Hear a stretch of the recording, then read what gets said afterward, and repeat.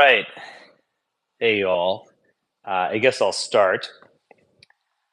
Interesting debate. And as I think about it, and I just talked to someone who got me on this way of thinking, I'm maybe a little more ambivalent on the question of who won or not. I do think it's a Rorschach test to a large degree. But my sense of the matter was that Kamala Harris, she is an incumbent, ultimately. I mean, she's been appointed to all this stuff, but she is ultimately an incumbent. She has the incumbency advantage. Is this a change election? That is, have we just went through a economic crash or loss of a war or something like that? I'm no. And so it's not really a change election, a throw the bums out election. And so my sense is that she is like a defender with her team up by a touchdown. You've got to prevent the other team from getting ahead. She's like a relief pitcher. I mean, that's a good metaphor in her case since she took over. She's got to hold down the other team and not let them score. And that was my sense going in. I've been thinking a lot about this today, and I think she accomplished that. She was utterly centrist in her talking points. She did not talk about the transgender stuff. She didn't even talk about gays. She sounded like a Republican circa 2004 in many ways. She won on the abortion issue. She was clearer and stronger on Ukraine. I don't know why Donald Trump he could not bring himself to say that I want Ukraine to win. Perhaps there's something going on there. So she held serve. She was a centrist Democrat, if even a bit neoconish. Someone who was in my Substack group where we watched this whole debate together, he said that he was like, I know what you're going for. I think the right phrase is she's a State Department candidate.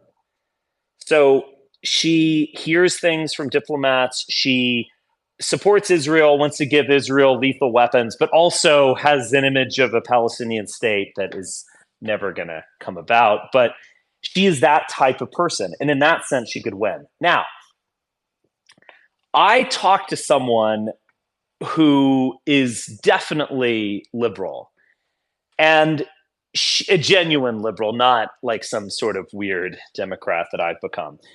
And she said that she sensed some 2016 energy. And Donald Trump had that predatory vibe about him. He got baited a few times. He ranted like an old man a few times, but he had that vibe about him. And Kamala Harris, it wasn't horrible and it wasn't sarcastic or annoying, although she did have a few moments like that. But that facial expression of it's like amused bewilderment or slight contempt with a sort of worry on her face that she would just give over and over. And when I was watching the ABC.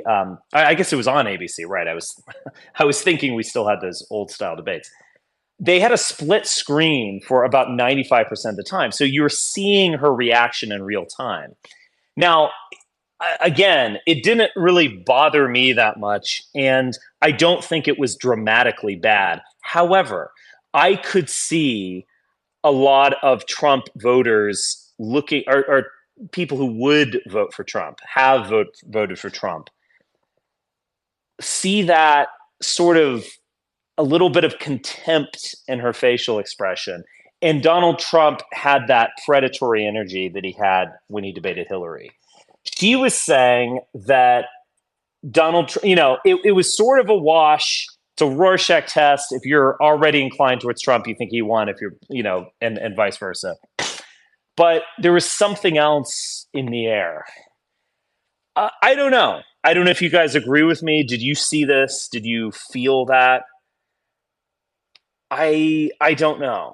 Um, but I thought it was an interesting thought, and it's definitely worth contemplating whether this the image of a woman, a half, black, half Indian woman versus a predatory Donald Trump who's a little bit angry,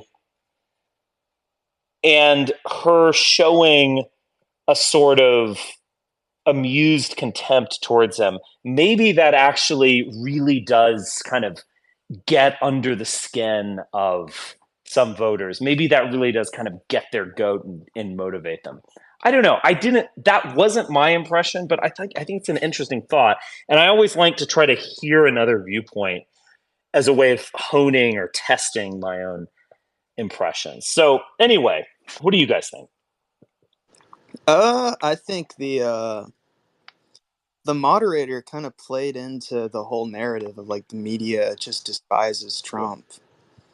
How do you pronounce his name? John Muir? Dave something. Muir, Muir. Excuse Muir. me. Okay. To be I didn't fair, see. I've heard this. I didn't get this impression in the slightest bit. I actually got the impression that he was trying to save Trump. I think both moderators were. Both of them set up on a silver platter a way for Trump to hit the ball out of the park. So, three times. First off, would you veto a national abortion ban? Trump could have just simply said yes. JD Vance already said yes. Could have said yes. Also, do you want Ukraine to win? How is it that you do not say yes to that question? I mean, this is where you get to the point where it's like, all right, well, is there some tenant like situation going on here with Trump? How do you refrain from saying yes to that? Oh God, Yeah, it was a bit. Richard. Okay, see, hold on. This is I view it differently than you. Like Okay. I'm viewing it purely political. You have to understand, the Well, average I'm voter viewing it doesn't purely really care. political. We're talking politics here, Okay, so Fox. the average voter doesn't has really lost any desire for Ukraine, whether it's moral or amoral. It is what it is. So him capitulating on that, like you could look at any poll, like yeah, his stance is to end it. Again, I understand your side of it, your angle on it, but it's Yeah. not. It is what it is, right? And then as far as like how I viewed it, there was a lot of landmines set up, right, with the abortion, all these other things, and I think that ultimately speaking, he didn't really blow up. Like, and I know that's like a low bar to set, but I mean, I don't listen. I know Republicans are like, well, the moderators were against him. Yeah, kind of. I disagree with your premise, Richard, but I also Yeah. don't think that people are going to take Well, I'm that taking the that total reverse. I think yeah. they were almost inviting him to sort of confess a little bit, but to kind of get over it. They were inviting him to say, I he could have just said this. He could have said, listen, there were a lot of irregularities with 2020. It was a chaotic election due to COVID, but I'm moving forward. And he could have said that. Look, it's this crazy thing of polarization. Saying that 2020 was stolen plays extremely well with his base, and it pays extremely poorly with like middle class or managerial class But he didn't use Americans. that term though, Richard. To be fair, he did not use the term stolen. He did not use the Okay. term. All right. Though and I know what he's doing, and I, I'm on I your take side. I take your I I take your point, Richard. I mean, to be honest, I don't think he could have said much of anything else on the Ukraine thing. He certainly could have said that he was going to veto a national abortion ban. I mean, that it's one of the mind-boggling things about it to me in the debate was just like he explicitly says his position is to leave it up to the states, and then when asked the question, okay, well, would you then prevent Right. someone from stopping it, from doing a federal ban? He's like, like don't want to piss off the evangelicals. Like the evangelicals who are going to get pissed off But are that's already what. pissed But off. The ones that are PJ, you satisfied. know that he has to be. You know that he has to be weird with this issue, even if he is like I am pro-choice. He has to be weird with this issue, Yeah. and he just kept going back to the states. So I don't know why you guys don't take it, if you're looking at politically, as a W as far as that issue goes. Like I get it. Like I'm pro-choice, but like I know what he has to do to motivate the evangelicals. Richard, this is how I Well, view this, right? There's not a soundbite you could take from that debate to hurt Trump. That's a W for him. That's how I view it. I know it's No, stupid, I think that's but fine. Okay, I also hear you on that one, but Wait a minute. What about she hates Israel? That can kind of. Israel will be destroyed if she gets in there. She's a radical Marxist.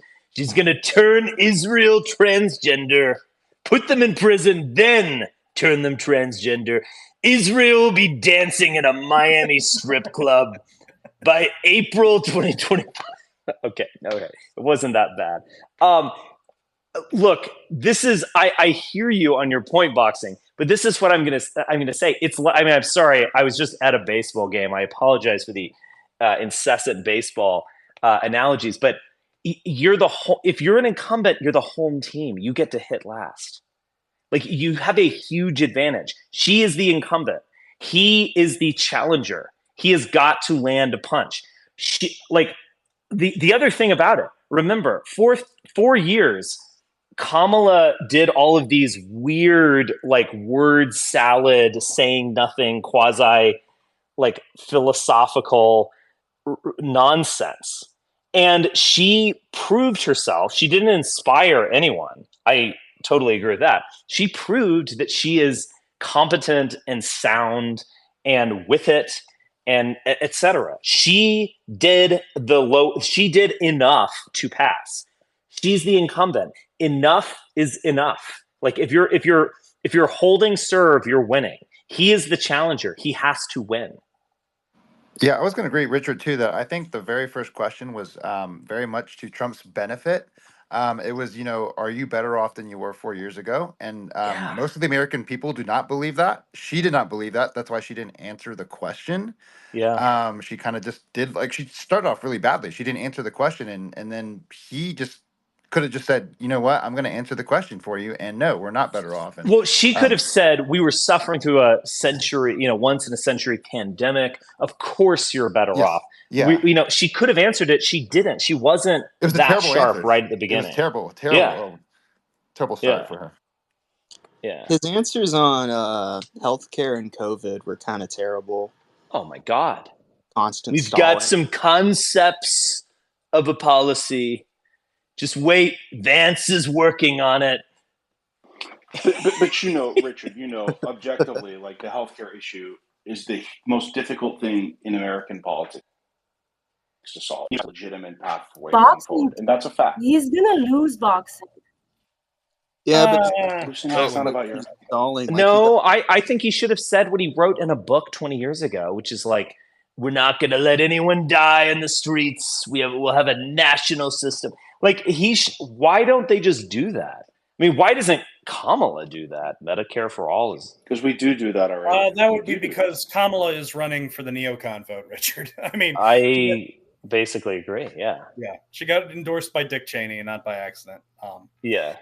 I'm not trying to make too much hay of that. It's just I don't know. I saw a guy. I've been saying, as you know, over and over. She is the I called her a neocon candidate. Like she's a Republican from 20 years ago running for president as a woman of color.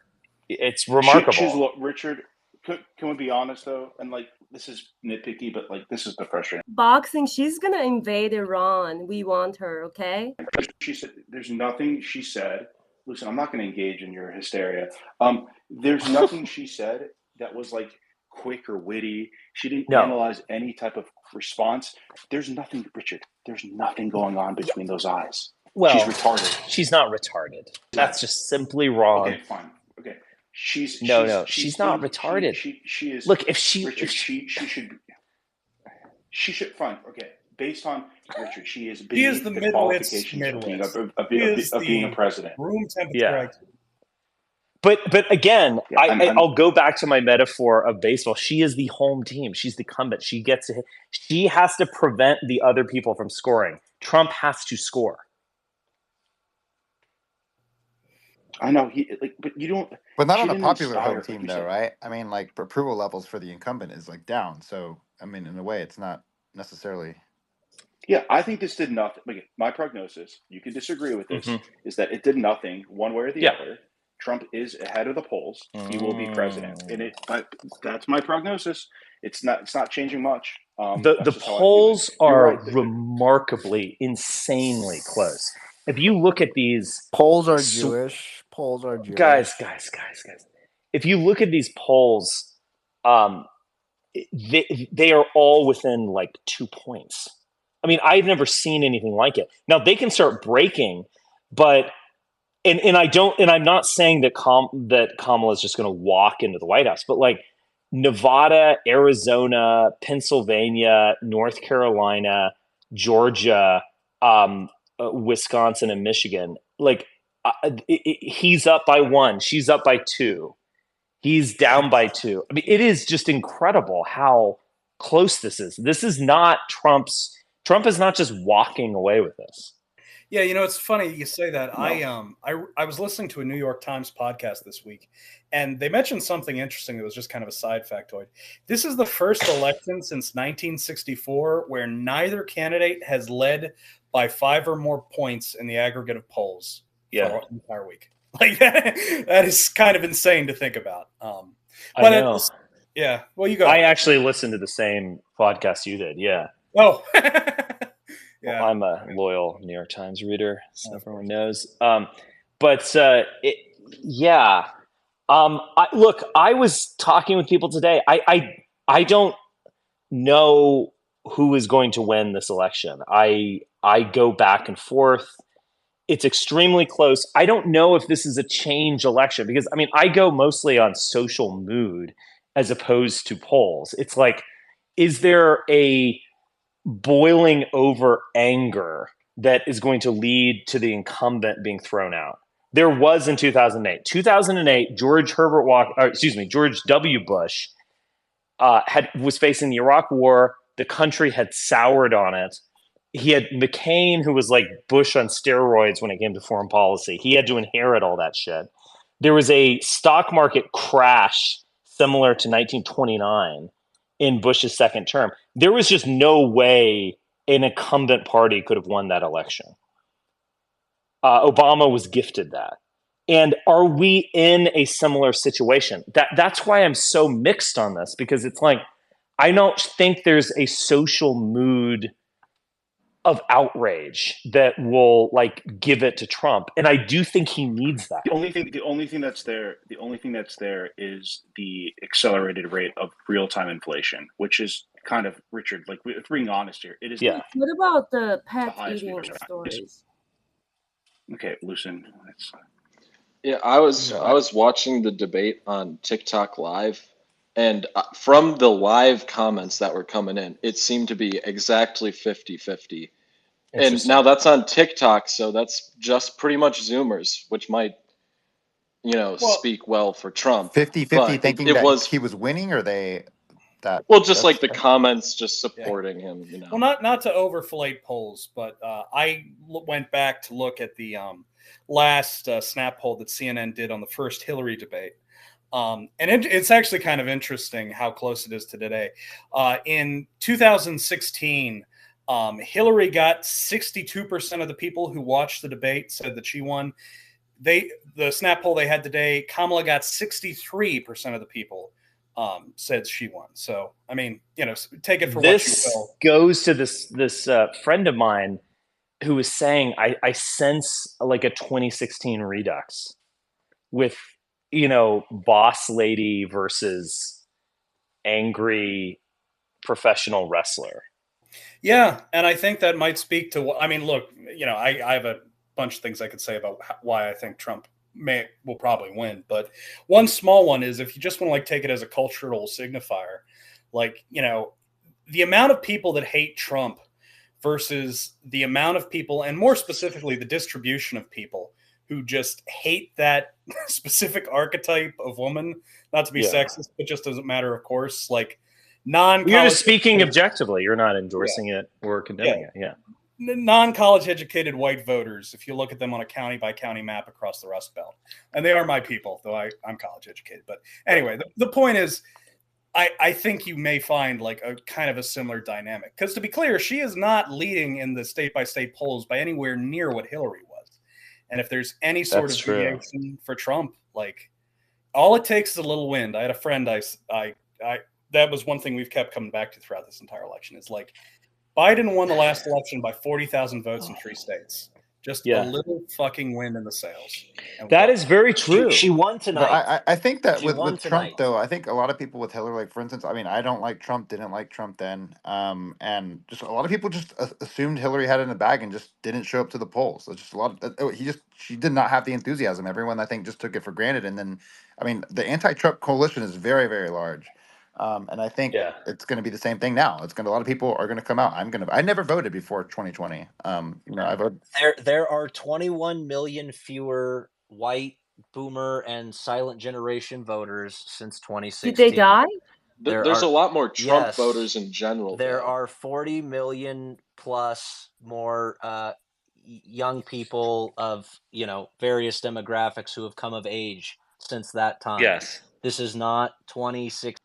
But think about all the never Trumpers in 2016 who are now full on. Hold on, one at a time. I think Red Collar, are you the one speaking? Yes. Yeah, well, just finish your thought. Yes. Yeah. Well, okay, and thinking, we're going to get this much greater portion of the black vote, specifically the black male vote.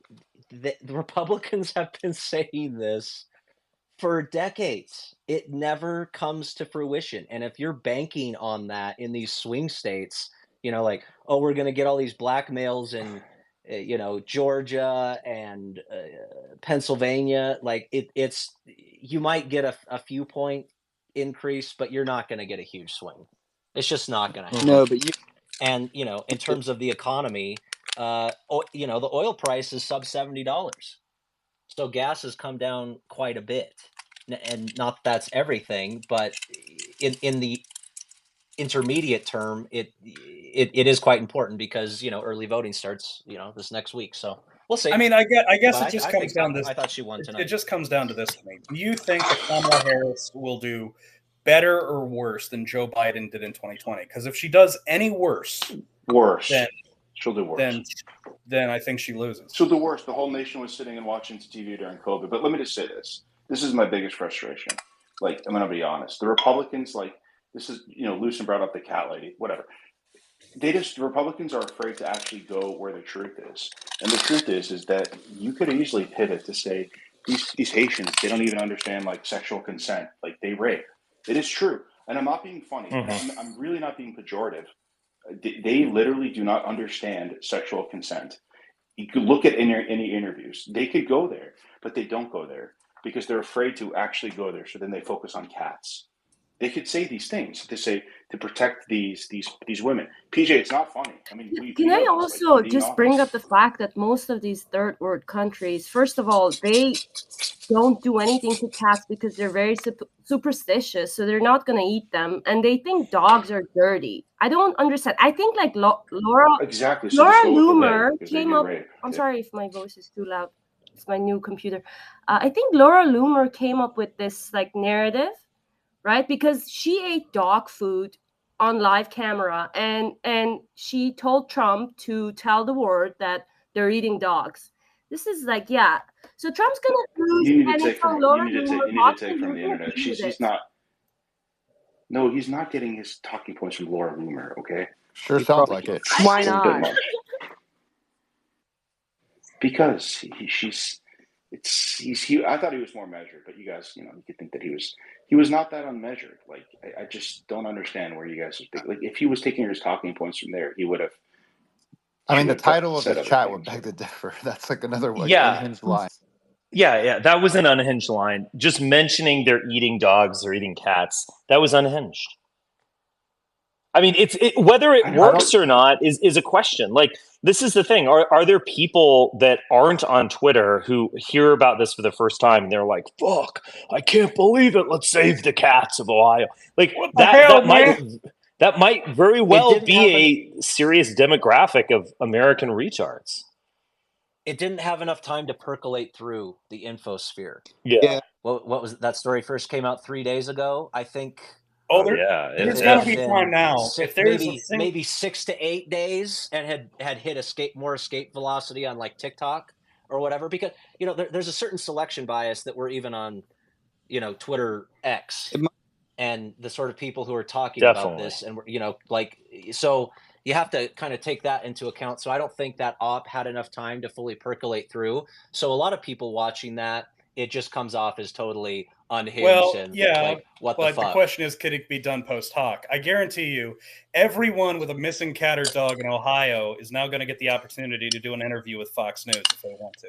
And it's going to be like fucking 8 hours a day with that shit. Or It might. But Richard, how do you think about what I said though? Is that like crazy? But it's the truth. I mean, I know people don't want to comment on it. No. You could. Yeah, no. You're saying something smarter than his advisors, because you could flip the whole, protecting females thing and focus on, rape by illegal immigrants or Haitians or whatever. I think that's actually that would be a stronger move. Certainly stronger than cats. But that would be false too, though, because I mean, the immigrants also do a much lower rate than the average American citizen, so that's easy to Not debunk. much lower rate. They do it lower than blacks. But I mean, there was just like even just stats I was just seeing on the like the average Haitian citizen just does not. I mean, I'm sorry. Well, have you ever been blacks. to Haiti? I mean, give me a break here. Well, but these are we're talking about immigrants. We're I'll not call talking you about Haiti. We're Padre, talking about Julia. the immigrants, right? Like, Well, it's yeah, I know, but the but people. It's not like they moved to a different place and acquired different souls or something. And boxing, when you say that it's not funny, and I agree with you, but when you're saying stuff like that, you actually, if you're telling the truth, you have to make people laugh. Otherwise, they'll kill you. And he came off as pretty angry in a lot of that, and I just don't think it redounded to his benefit at all. I think he seemed to be early on. I don't know what you guys talked about, but early on he seemed to be winning. But then clearly there was some thumbs on the scales there, and Kamala started to hit her stride, or the beta blockers kicked in, or he got whatever. caught up in He started getting angry, and then also look at the color saturation. Kamala looked whiter than him. No.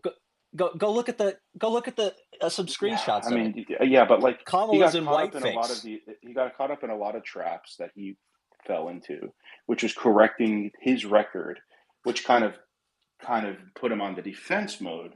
And there's a lot of fat to be had there, which I understand the frustration, because there was a lot of W's that he could have taken. He should have just ignored them, but whatever. And here's another thing that the right wing does over and over again that hurts them, is when they constantly lower the expectations of these people. So you've got all the right wingers calling Kamala, a bimbo, and she's going to blow it, and Trump, Trump's going to do her like he did Biden. And you get these expectations so high, and for him, and the expectations so low for Kamala. And then when that doesn't materialize, you've already ceded all this ground via your initial framing of it. And the Republicans, they do seem to do this. We're like, that works with Joe Biden, I have to say. After like the 100th time, that was a one-off. Yeah, well, yeah, but I agree it didn't work with Kamala because, look, I think you could have reasonably expected Kamala to be this like airy, ditzy, saying nothing. Like all of these statements she made as VP were pretty hilarious. I mean, I have to say, the time in which we live is the time in which we live. I mean, it was bizarre. But she's clearly not like that. I mean, look, she worked as a prosecutor. Yeah, she was a bit of a party girl prosecutor of sorts back in the day. Anyway, she just has a lot of energy. But she's clearly intelligent. She's competent. She could be a lawyer. I mean, it's like if your bar is she is like shockingly stupid, she's going to jump over that. I do. Yeah, she obviously prepared. She seems kind of fun. Yeah. Whereas Trump seems angry. Yeah. And I do care about policy, but I also realize other people that your median American voter doesn't care And most of them don't even have the capability to But does understand she any seem kind like of fun, nuance in Richard? Come on, policy. like this is you're Well, this you're. is the thing. What did she Okay, say? What did she this say is the tonight? thing, boxing. Tell me what she said This tonight. is where, look, I have expressed that I'm ambivalent about this. Did this, to me, she passed the bar, and I view her as just like a centrist, State Department candidate. Now, did her performance for other people, because remember, I'm not your average voter, to say the least. For other people in the United States, did that amused, a bit sarcastic, contemptuous, stare that she was giving off? At one point, she was actually looking the other way, like to her upper left, like looking off into the distance. Did that rub people the wrong way? Where some guy who didn't vote in 2020 and voted for Obama in 2008 and is about to get evicted from his apartment, is he like, fuck that bitch? And I mean, that's the Richard, you question. don't. I'm asking a question. I don't know the You're answer. no, but you're missing actually what happened was that she the whole time was like, he just calls me names, he calls me names. He actually didn't call her one fucking name. She was expecting him to fall into that thing. Excuse me, Richard, he had a quiet. modest I'm haircut. speaking. Quiet. He I'm he speaking. he he got a he Remember got He a that? did do he He got that. a did modest that haircut, twice. Richard. He A man is shortened speaking. it up. You know what I mean? You should be seen but She not was heard. I actually Well, thought he Trump said she looked skipped kind of that meeting to old go to a compared. sorority party. Guess what? You ever been to a sorority party? They're fun.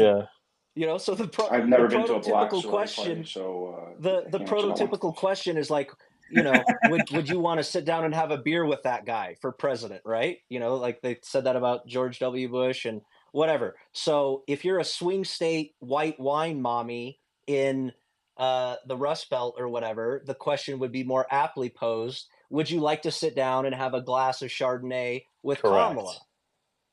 She Okay. made Trump And look that's old what, yes. tonight, There wasn't especially. one person at that sorority party that didn't have a weave. Okay, I'm just letting you guys know I'm that. Well, sorry. Can Trump I definitely. just say Kamala is like the woman that doesn't do makeup most of the time, but that one time that she does, she stands up, and she's gonna win. I'm sorry, boxing. Her neck looks like an old lady's cunt. Listen, Oh, She may hey, very well wow. win. She is an Boxing. old lady. This is a family Boxing. broadcast. I mean, That's right. That's right. Christian So, my values. We Stop don't being need any nasty. Semitic. I'm just kidding. She looked more attractive than Is Trump. extremely. If you're going to take that track, you need to follow it to its logical Well, I mean, look, conclusion. man, I don't like the fuck He's man. I 78 imagine you years don't old, either. okay? So it's kind of hard for us to tell. But yeah, I mean, I don't know. The thing about her to me is just like, look, she isn't. I don't think she's as unlikable as Hillary Clinton. I think you have to admit that honestly for a number of reasons. But at the same time, like, she does have the same archetype of the fucking bitchy boss lady that just rubs a lot of people, including some women, especially women who are married to middle income or Republican men. Let's just call it that. I really don't think she does, though. Really? well, let him roll here. Yeah, just finish your thought. Yeah, well, I'm just saying, like, including women who are married to right wing men, especially lower income right wing men. Stay at home moms, or even women who work shitty jobs and have their own managers they got to deal with. Yeah. Like, she is just, she does not appeal to a certain class demographic and race demographic.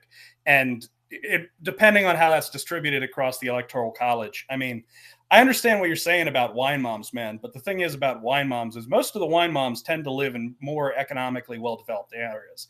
They aren't in like fucking Middletown, Ohio or Wisconsin or shit. It's like people in Virginia. Trump's not going to win Virginia. Maryland, fucking, well-to-do states. People who are in the managerial class themselves identify with Harris. Yes. Okay, no, that's not true. That's not true. Here's what I would say. No, hold on 1 second. Just let boxing quick response, and then I'll go to you. Yeah, and then I'll let you. I'm sorry, PJ. You need to clarify this. This is where you're wrong, because Hillary Clinton was smarter than those wine moms. She was more intelligent than them. She is very capable, even if she has that archetype. They look at her as a leader. There's no fucking way. Because women are, like, listen, women are smart. Just as smart as men in a lot of cases. There's no way they look at her as a leader. She may connect to some demographics, but they look at her not as they looked at Hillary Clinton. I'm being honest. I mean, you guys could disagree, but it's a fact. I think that's true. I think you misunderstood what I'm saying. When I say a woman that doesn't do makeup and once she does, she stands up, I'm talking about her making sense when she spoke today. I'm not talking about her looks. You're supposed to be smart boxing.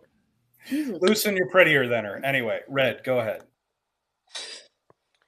So I think that I think she said it 3 times by my count about turning the page. Yeah. Now I don't really okay, like I'm pretty cynical, okay? Just for the record. So I don't believe any of this shit really. But I think that a lot of people will, and a lot of people don't want to go back, and with a much different electoral demographic than 2016, I don't think going back to some of these old hits for Trump, it's I think it's kind of ringing a little bit hollow. I really do. And then furthermore, so even if she, didn't do I don't think she said much of any substance, but she did good enough and had enough there that the media echo chamber can manufacture enough consent for her to start to swing some of these polls, and then reflexively from that, more people will kind of get behind that and go, well, I didn't initially see her that way, but if enough people are believing in it, I'll just kind of go along to get along. So that's kind of the track I'm taking with it, is that yes, there wasn't much of substance said, but because the expectations for her were set so low and she did good enough and looked good enough and said enough right things without having a full breakdown. At the beginning, I was kind of wondering because you could tell she had dry mouth, right? Yeah. She was kind of smacking a bit there. You could tell she's nervous, but then the moderator crew helped her out, and they interrupted Trump. They changed the subjects at key times in Kamala's favor. So I think even the most rank partisan could tell there that there was some thumbs on the scale. But I think it's enough that if you beat the drum and you start really banging into people about let's turn the page, a new dawn for America, we're not going back. I think with enough of the right demographics in these swing states, that will probably be enough. Yeah, I agree. I mean, this is the other thing about Trump, and someone said this on my Substack group while we were watching. I think it's spot on. The 2016 Trump, there was this novelty factor where he could be anything. He could do anything. He could radically change the world and so on. At this point, there's no novelty, and he's not even playing into novelty. He's basically saying, the country was amazing. We're going to go back all the way back. He's not saying, let's go forward to some new place. That might be scary, might be crazy, but maybe is awesome. There's no novelty factor. And I'll give one example of this. So of where it kind of failed. I don't talk about economics a lot, but I am inclined to support tariff-based autarky. This notion of we are going to build everything here. Anything we import, we're just going to slap 30% on it. We don't need an income tax because it's all going to be paid through a tariff tax. This is very Buchananite. In his book, Republic Not an Empire, he stressed this. Anyway, I'm not even necessarily 100. I could be talked out of it, but I'm inclined to like this. That's new. That's populist. That's genuinely populist. That's kind of crazy. Even it's like a breakthrough. And where is it? He just says no, you're lying about me. You like these tariffs. There's nothing invigorating and cool and interesting about what he's doing. So he had novelty in 2016. At this point, when he's just promising to return us 4 or 5 years ago, that's not terribly exciting. Yeah, a quick thing about the turning the page thing. is, it is actually super powerful saying that, because there are a ton of people in these swing states who, and we might look at the Trump years fondly, but the fact of the matter is the country was really kind of in a bad place during the Trump years. I mean, just like the general civil unrest, that's like the peak of BLM and all that. That all happened under the Trump years. So her saying, let's turn the page, that's really powerful when Trump is saying, we're just going to go back to that. It's not good enough. I kind of feel like Trump came off as a bit too extremely online with the whole they're going to execute babies after they're born and they're eating your cat and you hate Israel. Well, Look, I'm sorry. It's apparently Laura Loomer was the last person he spoke to, and that is crazy. Oh I don't know God, why that was allowed. Let's not go with that stupid Richard, clip that she she ate She was alleged. on the dog food plane. on camera. What do you expect? He probably made her sit in the bathroom and Well, just, I mean, I don't know. Well, who is talking to her then? Why did she do this like Twitter meme? Why did he do this Twitter meme on stage? Well, it's like with the executing babies post-birth abortion thing. Like, I know that's referring to that specific clip Alex Jones put on Joe Rogan, but like, that's just disorienting to most people. No, I know. And it goes, a lot of it is Ralph Boxing, my Northam sister had is a some. Trump voter, and she texted me asking, "What is this dog eating story?" Because she's not on Okay, Twitter X. enough with the Do dog you eating story. understand? We get it, Lucian. We get it. So I get it. Like I said, like I'm just as pro-choice as anybody else in here. Like I'm pro-choice. It's retarded. It's a lie. I made fun of Ron DeSantis for bringing up the story about somebody survived like a late-term abortion and like fact-checked it wasn't true. Like it was like a lie. Like this woman like survived like 17 abortions and she's like alive. It's a stupid issue. And I agree that it's a dumb issue. I argue with pro-life people with this all the time. It's like, what difference does it make? Like 93% are killed within the first 6 weeks. Whatever. You guys are retarded when you argue with me. But yeah, it's not great. But I will say that the it's not. I just don't think it's as impactful as people think it is. There's no sound bites you could take from it to shit on Trump. And you're right. There's no sound bites for her, and as far as shitting on her because she, I guess, didn't like have a seizure, which the expectations were that for some people. But I don't find it as people are like, oh, Trump lost the election. Like, what did you expect him to do? I don't really know.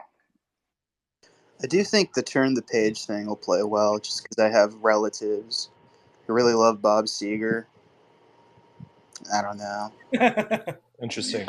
I mean, the other thing is we forget COVID, Richard, and it is kind of disingenuous to look at him, the BLM, all this other shit during COVID. Like, it is like we have to be honest about the context in which things exist, economic situations. There was some, you could say, positivity. You could say good indications of things in the first 2 years that didn't occur in the second 2 years. when people It's a tough thing. when people think about the Trump years, they really don't think about 2020. I mean, polls show that, and not to just simp on polls all night, but just people in general. Like 2020 is kind of seen as the end of Trump's years, and I mean, it's not like the Democrats get blamed fully for it, but it's hard to especially when he came out against the shutdowns and everything else, and that whole end of that election was about whether or not we were going to reopen, and it was just it's not something that's purely laid at Trump's feet, and it's not what most people think. Most people just think about the annoying tweets that were talked about in the media, and the last time that anything felt normal to any extent. People don't care what you say. They remember how you make them feel. And Trump makes a lot of people feel very shitty. And that's just the way it is. I'm not saying in 2016 it was a whole different ballgame. I mean, to the COVID point, honestly, like so much social capital has been burned on that I don't even think people fully realize. And how much that has absolutely destroyed the youth. And there's probably never going to be a full reckoning on how many kids that completely fucked up permanently. permanently. Okay, Wow. like everybody wants to say, oh, they're gonna bounce back. They're not bouncing back. Okay, so there's never gonna be a full reckoning on that because it's too painful and too many people are complicit. You know, so it's not gonna happen. Um, not to say like that it's not morally. I'm with you morally on it, but I'm just in realpolitik terms. It's just there's never going to be a full reckoning on that, and people they want to move forward. And Americans are kind of we're kind of a hopelessly optimistic lot by and large. They want to be optimistic. So when Kamala is saying that he's divisive and he is trying to pull people back and whatever, like that does play to a I mean, good there were chunk so of many the American opportunities for him electorate. to be like, you literally pushed a lie about Jesse Smollett. Like, yeah, like, trust me, I wish Trump was not a fucking idiot. I'm with you guys. Like, I get it, but like everything she pushes is a lie. Like, and don't even get me started with Charlottesville. I know Richard and I have talked about this before. I mean, I will say that Charlottesville was mentioned more than Nick Fuentes. So that's interesting. Yes, Nick Fuentes did not get a mention. Yeah, I was kind of rolling my eyes with Seville, but yeah. Anyway, he should have said like, Richard Spencer loves you. He's voting for you. What does that say? You're a bunch of Marxists. You hate our country. Marxist, fascist, white supremacist, The Maoist. same thing. You want to turn our illegal immigrants trans. We're not going to let you do that. We're not going to let you do that. Anti-Semitism was mentioned 0 times. 0. Yeah. You guys, everybody happy? 0 times. Yes. Thank you, Lucien. 0 times. I thought she mentioned it. Polly has had her hand up for a little while. Polly. Oh, hi. Well, really quick, I'm wondering if the whole like Haitians eating cats thing might not be their attempt to reach out to the people JD Vance insulted with his crazy cat lady comment. I don't know, but An interesting thought. The whole it could be possibility. Man, that would be some 4D chess. Yeah, because it's moving the conversation away from that. Like JD Vance talked about cat ladies. The governor of North Dakota shot her dog. They're trying to kind of turn the tables on the Democrats. Yeah. Yeah, they are the defenders of pets in Ohio. You see Trump posted a video on Instagram. I mean, not a video, a picture on his Instagram. It's like him it's an AI generated picture of him in like Air Force One with a bunch of cats. I don't know if anyone saw that. That's good marketing. Someone duck to it too. I don't know why the duck's in there, but yeah, there's that's like right, a random ducks. duck. Yeah. Yeah, I don't know, the Harris thing, like I have to say I'm generally conservative, but I have not been in the Trump years. I don't know. So these are just a couple interesting things I have noticed. A kind of more conservative group full of both Trump people and not Trump people. Since the debate tonight, there was a talk about some of them were saying, shit, one of them said, shit, I should have voted in the primary. This was embarrassing, talking about Trump. So that's kind of interesting. And then one guy I know who was an RFK Jr. guy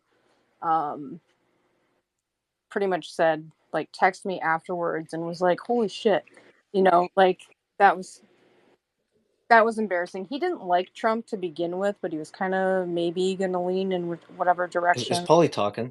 Yes, she is. Yes. Oh, okay, I can't hear it all. I would drop down and come back. I can hear. But yeah, it's interesting. Like, there have been some people that I would think would be very, not anything like Kamala positive, but certainly we're not impressed with Trump. But Paulie, what about tonight specifically fed into your dislike for him? Like, what did he do or say that like kind of, stood out to you? I mean, I'm not one of those people who's like been offended. I'm pretty difficult to offend, actually. I've just always thought Trump weak. I I don't know. He's like a non-man. But tonight, I didn't. Yeah, he didn't offend me tonight. I just thought it was a bad performance. I thought, in a way, Kamala, in his debate with Biden, it was like Trump really didn't need to do anything because Biden performed so badly himself. And I feel like there were parts tonight where it was kind of the same thing, but Harris didn't really need to do anything great because Trump had parts where he performed so badly. It almost feels like Trump is the incumbent and Kamala is the challenger. Yeah. Well, yeah. I Trump was don't fully buy Trump was that. president at one point. Yeah. Let me go to Yellow Jacket, and then I'm very curious what Captive Dreamer has to say. So, Yellow Jacket, go. All right, thanks for taking me. I just wanted to quick mention that my feelings on the debate is that they both are more focused on attacking each other and blaming each other rather than actually focusing on what's important and the destruction of our nation. I think that no matter whoever gets into office, we're going to get the same results. I think that both parties are owned by the same people. Okay. So, yeah. What did you want them to talk about? Well, obviously, the destruction of our nation, illegal Well, immigrants. What is that? Illegal immigrants? Well, I mean, isn't Trump your guy? No, but no. And also, here's why. Because I believe that he's not going to fulfill his promises. And if he does, it's temporary. Not only that, he's enmeshing with Israel, which is treason. I mean, let's be real. He's more focused on Israel because he's a Zionist. And I think it's impossible to escape that reality. He's focused on Israel. You know how much money he has given to Israel and Ukraine? He's giving our American money to these people. Yellow Jacket. Yeah. Vote for Kamala. No, Trump said Israel won't exist in 2 years. vote for All your He will Trump. votes destroy Israel. Listen, guys, I vote for be done. Trump. I'm not stupid. I know that they're on the same agenda. I don't know if you remember Max Azzarello, who burned himself outside of the Manhattan Trump trial. He Oh, warned yes, us. I do. Yeah. He warned us. He said that they're about to slap us with an apocalyptic coup, and that their Trump is with Hillary, and they're all working together on the same team. They're gonna slap us with some real hell in the future. Too bad he doesn't have a program. I mean, Okay. I don't know. Why would some guy burn himself to death to warn us about this? I mean, come on, guys. Well, that doesn't follow. Sadly, many people will self-destruct for no good reason. He was I did a find leftist. his. I actually, someone was talking to me about his manifesto and research, and it was deeper and kind of more interesting than I might have imagined. Speaking of manifestos, Captive Dreamer, go. I have nothing to say other than the fact that bitch talking like the white trash, whatever she was saying, like threw me off so much. I don't even want to say anything. Yellow Jacket, you're fucking retarded. Well, let's what makes not me just. retarded? No, can I ask a question? What makes me retarded, man? Just like you're like a Q-tard. You're like a Q-tard retard. Do you even know what Q is? That's from Trump, retard. Do you even know what Q is from, retard? You're worse. Hey, guys. All right, guys. Let's not just engage. Well, in insults. Instead of insults. Oh, sorry, that was the glitch. There, I think everyone's back. Yeah, this is. She wants us to engage with her ideas. No. We could just instead move on of from them. attacking me, what intelligence do you have coming out of your mouth, and why I'm a retard? I have nothing to say that could make you sound worse than you already sound. That's all I'm gonna say. All right, that's really intelligent, man. Thanks. Okay. Well, I think like the whole idea that, Trump is, teamed up with Hillary, that is a bit. They're actually related. Crazy. They're distant cousins, by the way. And not only that. I'm gonna leave. God. This is Okay. retarded. No, Spencer, this is embarrassing. I'm leaving. I'm sorry. Yeah, we agree on that much. All right. So, Captive Dreamer left as well. Yeah, people just have to like listen back and understand when they lose the audience when they bring up these types of things. Like it's just not connecting. Yeah. Like this try hard, it's just not connecting. So can I ask a question just to maybe put Sure. this in a little different direction.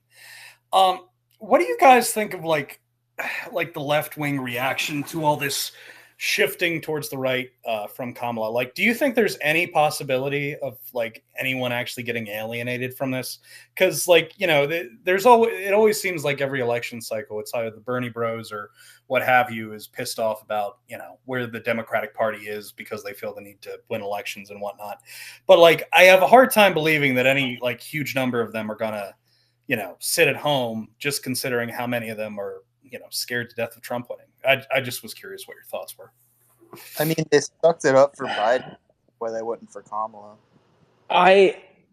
Yeah. I definitely think that is a thing, what you're talking about.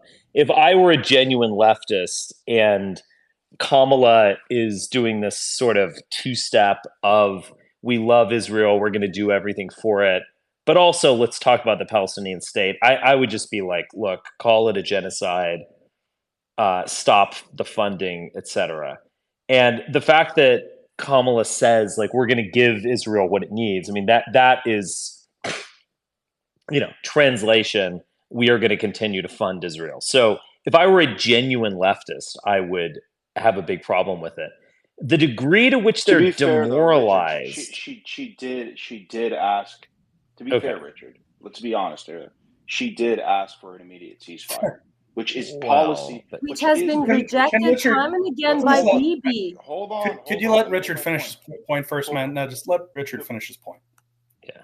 It is daylight, Richard, between Trump's policy. That is a fact, Richard. Okay. I mean, a sliver of daylight. I mean, you are facing. I mean, the three candidates that we had, RFK, Trump, and Kamala Harris, are all fierce Zionist. I mean, you have a choice between three Zionists, and that just is what it is. Cornel West, Yeah, who Cornel knows? Yeah, I West. mean, you could ask the average Palestinian supporter, and I think they would give you the answer. Yeah. But I'm sorry, they're I not don't very know. This is smart. what hold on. Let me just finish the point. To what degree is the left going to be demoralized by um by Kamala Harris's like State Departmentism, and to what degree is the fear of Trump going to motivate them? I think that's the question. I do think the left is a bit demoralized by her. The whole Kamala is brat has worn off. You know, she's got to come through in some way. She's not doing the stuff that excites the left of, you know, Medicare for all, et cetera. She nixed that tonight. So, you know, she's not moralizing them, but does she need to because Trump is there? I mean, that's the question. But I think the demoralization of the left is a real thing. I think it's happening to some degree. The Bernie Bros You know, have you proven said to be earlier. the biggest suckers in the game over the past 8 years. They have gotten stomped on, backstabbed, and betrayed probably more than any other faction. Yeah. So, You said earlier that she is a neocon, and you said some in a video about how she said the military is what word did you use? But she said it like 3 times tonight, I Oh, a swear. lethal force? Yes, lethal. Yeah, I that heard her wasn't. say it again tonight. I know. She used the word lethal. I mean, do you hear? I don't know. Talking about the U.S. military as a lethal force, I've not heard that from Bill Clinton. Even like George W. Bush would talk about, you know, the military is a force for good and democracy and love in the world. You know, the fact that she's going Right. that strong and edgy is interesting. Yeah, it's almost like a Dick Cheneyism. You know, it's the sort of thing you would have heard Yeah. like to George Bush's right into the 2000s. Exactly. I missed that. What part of the debate was that? She mentioned America's military as a lethal force in her convention speech. She used the word lethal again in the debate. I don't remember exactly where. I think it was a closing statement.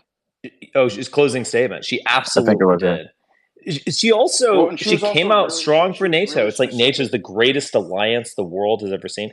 This woman is not a black leftist. I mean, I don't know what to tell you guys. I just don't like what resonates with her, and the kind of terminology that she speaks is not that of leftism or the black population. Yes, it's like a Not at all. But 2004 post Richard, 9/11 Republican. she used specifics about what we are giving to Ukraine: Abrams tanks, Javelin missiles. Like that is something that Democrats kind of haven't really done, and it was interesting because she was specific. I think she used other things too, but you don't even hear Trump talking about that. But Trump's not specific. Yeah, I mean, not to pull something out of the old hat, but it really does remind me of back in the 90s when Chris Hitchens used to bitch like hell about Bill Clinton and talk about how like his incarnation of the New Democrats was going to like bring fascism to America, and it was creating a false dichotomy between a center right. About that. Yeah, it's been 20 years, mate, but you were finally fucking right, I guess so. Well, guys, think about the dog that didn't bark. There was no substantive questions on the economy, and was it Kamala had that passing comment about, under Trump the economy is going to detonate midway through next year. Guess what? Doesn't matter who gets in. There's the trap's already set. The economy's blowing up next year either way. And when that happens, everybody's going to be squealing like a stuck pig for stimulus. So there is no fiscal conservatism, in this country. There's not going to be. And certainly when this whole thing blows up, okay, you got $1.5 trillion notional of commercial real estate loans coming due Q4 of 2025. So that's the absolute latest. It'll probably be before that. But whoever takes over this deal is going to have a total economic shit show next year.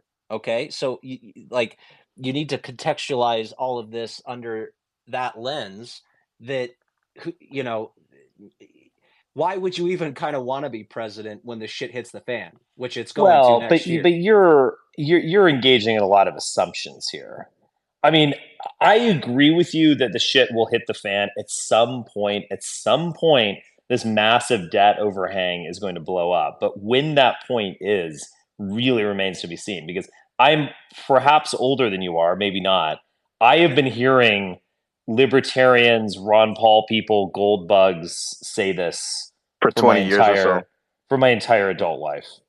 No, it's not about the national debt. I expect the national debt to go, was it 36 trillion? I expect it to be 50 or 55 trillion by the end of the decade. Like that's done. Wow. Yeah. So yeah. Do you really not think that like we've hit rock bottom? Like, I'm not saying I disagree, but do you really think we're going even further down? Yeah. Europe's fucked. On the same point, what do y'all think of her mentioning Goldman Sachs? Talking about being like that was kind of funny. She mentioned Goldman Sachs positively, which is fascinating. Exactly. Like what the left? If you mentioned Goldman Sachs in the 2008 era, it would be like, well, Goldman Sachs wants another bailout, or these greedy bastards on Wall Street. And they were the boogeyman back in the day, yeah. Yeah, and now she is talking. This is what I'm saying. This woman is like a State Department, like plant. Richard, she's not a Marxist. I don't think she's ever been a Marxist. She was well coached. No, Richard, I think she was well coached how to trigger Trump. That's what that's what I took from the debate too. The fact that she was able to beat him. No, I'm talking about like that specific line. It was interesting, but like Trump, he wants to feel good by Goldman Sachs. This is Trump, and I think that she knew how to get underneath his skin, which I don't think she did as well as some people did. But that line, I think specifically was that using Wharton Business School against him. Yep. These were things done to trigger him. Oh, she triggered him on multiple things. That I didn't even really appreciate that. Yeah, she mentioned crowd sizes. Goldman Sachs is meant to trigger Trump, and Wharton Business School. Yep. I didn't fully. You guys are right. She had at least 3, maybe more, that were just personal digs. And he fell for him every time. Yeah. Like, no one leaves my rallies. you only leave my rallies in a body bag. See, normal people watching that debate will see that and think this guy can be easily manipulated on the world stage. She also said that. She said, and don't you? That's the whole. Again, I don't take credit for this take, but I think it's completely right.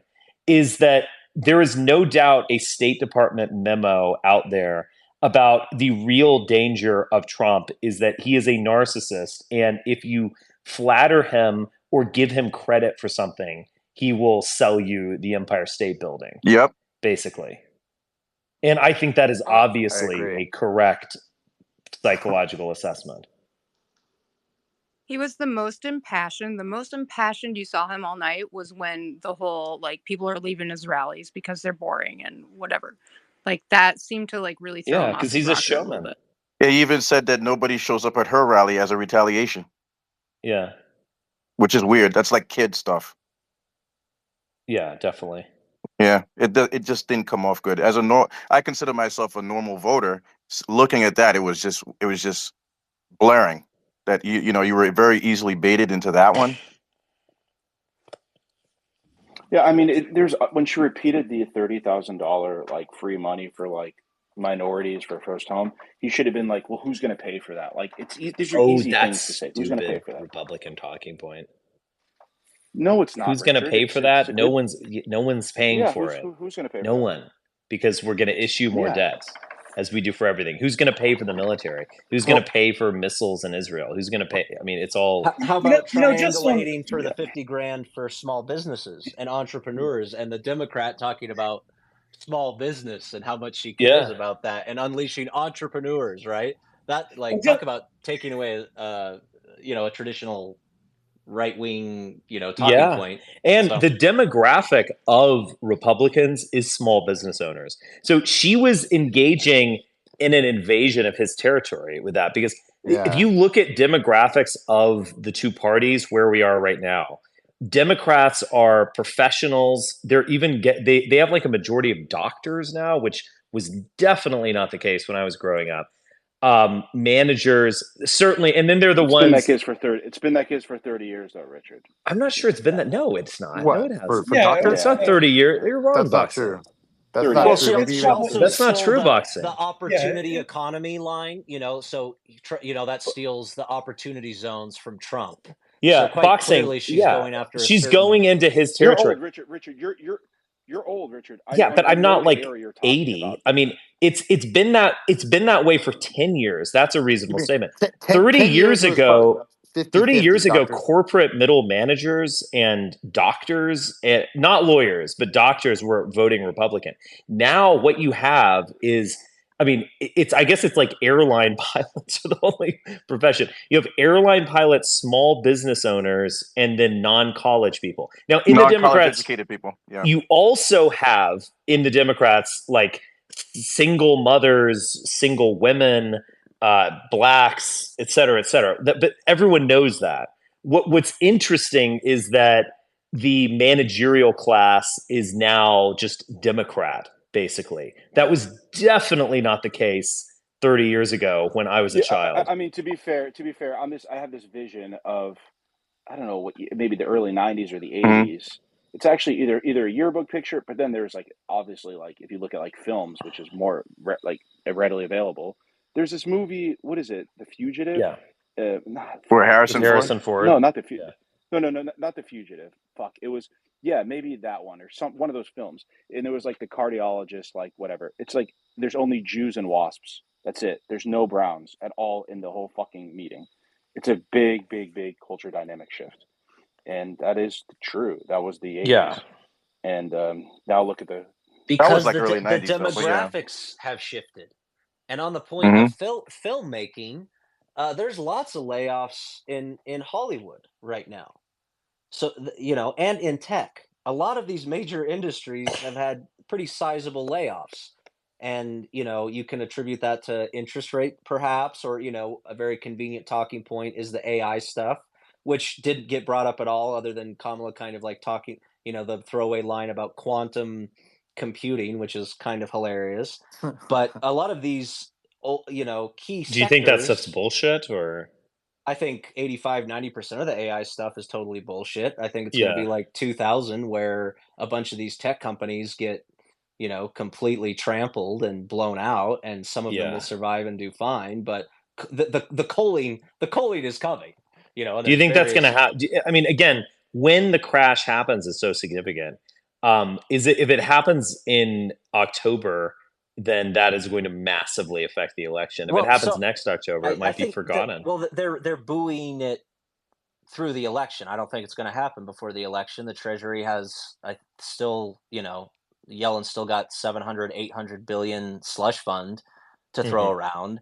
And a few months ago, it came out about that super user email list, with the usual suspects, the big hedge funds, some of the passive index funds, and how they're getting They're using the inside Fed information. Well, no, it's the Fed and the Treasury working in concert, and keep in mind Yellen used to be the head of the Fed, Yeah. and if Kamala wins, Lael Brainerd will very likely be the next Fed chairman, and she's definitely a proponent of MMT, modern monetary theory, and like everybody's been making fun of that for years, but that's pretty much what they've been doing with some degree of success. And not that we're not eating the Well, seed isn't corn or whatever, MMT just like the status quo for decades? I mean, yeah. Greenspan, despite his Randian upbringing, was a total just like create money out of thin air, ad infinitum, basically. And we've got and like I said, the oil price is it's 69 something right now. So it's below 70. So that's one of the things people were bitching about and was causing a lot of inflation was the cost of energy. But going into the election, they've got the oil price down below 70. I have no idea why Republicans refuse to mention the N word, which is nuclear power. Like they're so fucking stupid. I totally agree with you on that. I hate nuclear parts, needs a huge rebranding effort because it's very unpopular with women. Very, very unpopular by men. But men wasn't there a poll? It's now above 50% support. But yeah, it's women who don't support this shit. It's women just don't really incredible. like it, and also why? It's like it's scary. You're gonna blow up the world or something. No, their word is you going have make them have nipple you hairs, have to Richard. rename it something else. I would probably go with elemental energy, but I like a nice little snappy alliteration. But also fusion power. Fusion power doesn't really exist at this point. But also it takes 5-10 years at least to build a plant. So in our short-term kind of cyclical thinking, we don't really have the ability to build infrastructure projects like that take that amount of time. And it's like we are building, Red, you know this if you know energy, we're building long lines from wind power offshore that take years to connect to the shore. These pipes go miles and miles and miles. We could make nuclear power. It is something. That's because a lot of green energy is a total grift. Solar can work. Wind energy almost never meets from an economics standpoint, what actually matters is economic or energy return on energy invested. Okay, that's the real thing that matters, but that's like some nerd shit that people don't really give a fuck about. So it's not going to happen. And nuclear is obviously the way to go, but like I said, it's really, really unpopular with a lot of people, and particularly there's a women. bad stigma about nuclear. And so it's just like I'm with you ideologically, but I can separate myself from my own ideological commitments. You know the last candidate to mention that, Red, was Mitt Romney. Oh wow. Well, and we then didn't also know who we had. Resource extract, like you have to get that uranium 235 from somewhere, and the Canadians aren't really playing great ball. And then you get into like African labor problems, kind of like what the EV guys have started to run into with like cobalt and shit, where they start snapping pictures of little African slave children hand picking cobalt in the Democratic Republic of Congo. And it's just like it's a total PR nightmare for a lot of this shit. And so that is what is going to hold a lot of this back in the short to intermediate term. And that's just the way it is. And you can disagree with that and go, well, it's so obvious this is what we should do, but you have to contend with that if you're being realistic in the world in which we live. I feel like nuclear energy would be a perfect talking point for Trump instead of like fracking. Yeah. Or the oil pipeline. I didn't understand the oil pipeline comment he kept coming up with. So the other thing with nuclear energy is that has a lot of Russian links. And since everybody's really scared about the Russian connections right now, you get into very fraught territory. Yeah, I was going to think what you think with the swing voter. I mean, at best they won't give a shit, and at worst you're going to scare the shit out of them because they just don't. The word nuclear is just it has a bad stigma. Wasn't there a you got to rebrand it? I agree. It's so much better than fracking. Just talking about how we should frack more or whatever. It's just, gosh, solve the real problem. Well, and then Lucian, you actually a have lot your of this hand would up. work better with battery backup, but the battery backup technology isn't particularly there yet in terms of that, as I mentioned earlier, the energy return on energy investment when you calculate like how much diesel you're burning, mining lithium, and then like your average electric vehicle that takes over 500,000 tons of ore that you have to extract and refine, and it all gets very messy. And then when you show these the upper middle class suburban swing voter mommy, they hate this shit, and that's what both parties are trying to triangulate on, is that upper middle class white women. Do you think the upper middle class white women, they're more likely to have an HBO Max subscription and they watch they watch the Chernobyl? I'm being dead serious here. No, I get you. They watch the Chernobyl drama and they're like, oh my god, we can't do nuclear. I think you might be right, Richard. I think you might be dead on the fucking money with that. God. That's why I laughed. I was just like, oh yeah. Yeah. It was like black propaganda coming from the coal industry or something. Yeah. God. But why are they able to do it in like I believe France is like half of their country is powered on nuclear alone. Like why can't 75%? Why is it just France? France is like they're like 70% nuclear. Yeah. Okay, because they built it. Okay, they built it a while ago. Most of those plants are very old, and it's going to take a lot of capex to get back to update all these plants. And then the other deal, is that they have like colonies in West Africa, essentially. Still, okay, they've got like 13 countries in West Africa that use the West African or the African franc, and they speak French. And France pretty much has that on lockdown, and they're still basically doing colonialism over there. But because they speak French and not English, the infosphere is differentiated, right? But they also have no choice, Red. Like they don't have natural oil and gas like we do in America. Mm-hmm. Like we do have some geographical, but here's the thing. Like this is what I do find. I don't know why women are. Like I joked of it. I don't know if it is the Chernobyl HBO thing, whatever. Interesting. But I will say that it is still good though to produce oil and let the shitty countries buy it from us. Like even if we use energy, like that is, listen, America, like I agree with whatever you said earlier. Like I am someone who is pro-America. I don't think that we should be producing widgets here. If we should be refining oil and selling it to bidders, like that is a higher productivity than producing widgets. Mm-hmm. So it is interesting, but yeah, I do the U.S. is the world's largest oil, natural gas producing nation right now, and refining. The other so we're making a shit ton of money selling liquefied natural gas to South Korea and Germany. So as Germany gets completely, nice pipeline, nice Nord Stream 2 pipeline you got there. Be a real shame if something happened to it. Wonder who blew that up. Well, guess how much LNG Houston Galveston is shipping out to the Germans to make up for that and making a lot of money.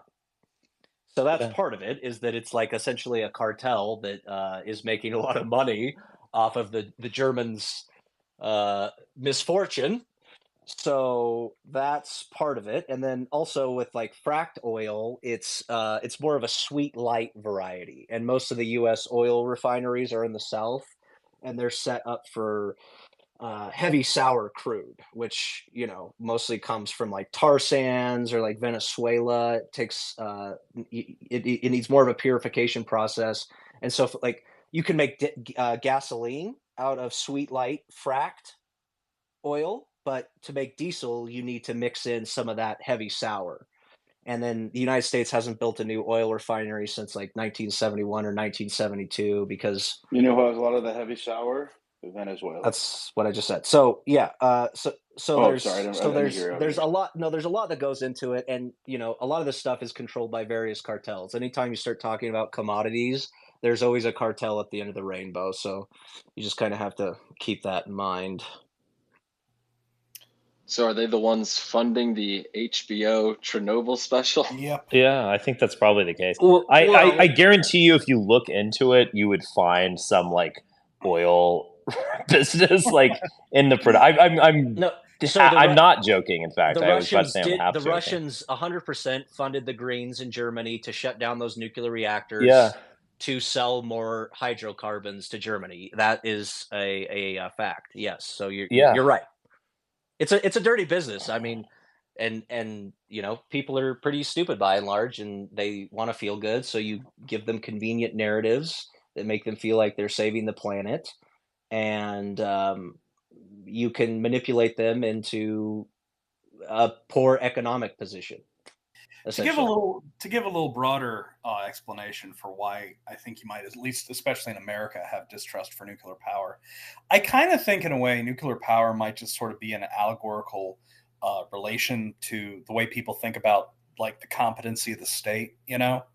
Like in a nation like France or Germany or something like that, or even Japan or Korea, even after Fukushima. Like, I think that you just have more trust in government and you have more belief in government. And in America, we just kind of have such a cultural revulsion to the idea that anything can ever be run well. Correct. I mean, because you're right, because nuclear, and there's much better ways. I mean, I always thought there's better ways to store it, but like the riskiest way, and I guess Elon Musk should be doing this, whatever, is you should shoot it into space, but that's a whole other conversation. It's the risk or the reward. But no, it's to get rid of the waste. But this is like what the state should function as. Private companies should not be responsible solely of getting rid of nuclear waste. Like, this is more important than that. And you're right. I mean, there are some truths with the effects of nuclear power, I guess, but it's so grossly exaggerated. It's But loosen your hands up. I don't want to. Oh, thank you. Red Collar Reformation brought up something very interesting. He said that Americans are optimistic, and I totally agree with that. And I think Trump saying the whole world is making fun of us, we're not as powerful as we should be, da da da da da, we're losing it, compared to Kamala saying America is the most formidable force, and it's going to just attract normal people that want America to remain the world leader. Also, Kamala is saying that she believes in a two-state solution regarding the Israel-Palestine thing is as far as you can get in American politics. So I don't understand when all these like just low IQ idiots, pro-pal idiots that complain about this issue. Like, what do you expect? What more do you expect? That's as far as you can get. I just Well, I think mean that might be true, but I mean, look, these are people who are ideologically motivated, and they want a breakthrough and a dramatic turn. I mean, look, you could say the exact same thing about gay marriage in the 80s and 90s and just say, look, just shut up about it. This is as far as you go. Well, by Obama's second term, both of parties were in support of it. So I mean, it's you got to like put Richard, yourself what out do you there. expect? Like, do you expect a candidate that says, "Oh, we're just gonna cut, like, we're not gonna send money to Israel"? That's never gonna happen. Well, never say never. The things change. It will happen in That's what the voters in want. 15 to 20 I years. don't think so. Like the only Demographically, Yeah, Zionism no, is but not Richard, popular. no, the only actual way that is going to happen is if America goes back to 1979 or whatever it was, that revolution in Iran, when Iran was actually the eyes and ears of America in Middle East, and that's not going to happen unless you invade that country. Well, Which I don't. I'll just talk about a couple of things because I'm going to take the conversation into a darker space. What do you think the October surprises or shock event? And I'll throw out something else. I'm not certain about this, but I feel like war with Iran is coming regardless of who wins. I don't I think the October shock event is going to be a war with Iran. I think that's going to be saved for the next term. But both candidates, Richard, are running on the fact that we don't have foreign troops dying in a foreign war. Both are, Richard. Both are. So I don't find it as likely as you do. That doesn't mean they Because won't they start would a lose. new one. It's possible, but I think they would lose a lot of political capital. Both War sides, can be if they were to popular, send. very popular, if it's done right. They don't. Fair, They but I don't don't have think. enough I agree recruits with for the Richard. military.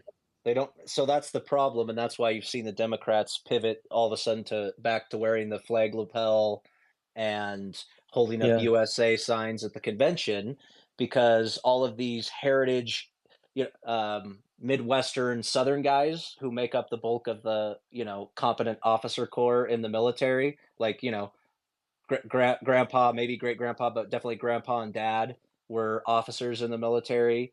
Their let's say their 16, 17-year-old son is coming of age, and they're saying, you know what, you shouldn't go into the military. You've seen a huge amount of attrition with that. So the overall competency of the military has gone down and is still declining, and they're having a couple of weeks ago they're docking 5 ships in the Navy because they don't have enough sailors, let's say, to man these up. And there's all this corruption with the procurement process, and so actually let's call it the deep state or the intelligence services, or even the Wall Street crowd, have realized that they've lost a lot of competency and social capital in the military, and also the military as an institution has lost a lot of trust from the American people. It's still, I think, the highest, most trusted institution, but it's come down quite a bit. So that's why you're seeing this pivot now to try to rebuild trust in the military and to try to juice some recruitment, because you do actually need these competent young men to come into the military to go fight and die in a war. So you can't really go into Iran right now, particularly before the election. After the election, that's a separate question. But like in 2001, after 9/11, you saw, like, think about Pat Tillman, like quitting the NFL to join up, and like that propaganda effort. If Yeah. you're not going to see that right now, right? Like, what NFL player is going to drop their, massive contract to go potentially get shot in the Middle East? It's just not going to happen right now. So you have to manufacture that consent. You have to whip things back up, and you're probably going to need an exogenous event for that. And I don't know what that Yeah. would be, but I don't think it'll happen before Well, the that's what election. I'm saying. I think, first off, I think the election's close, as I said. But for Trump to push himself over the top, I do think there needs to be some sort of shock event. If there is a He stock should market get rid of crash, Vance. if there's a stock market crash in September, I think Trump is 100% going to win.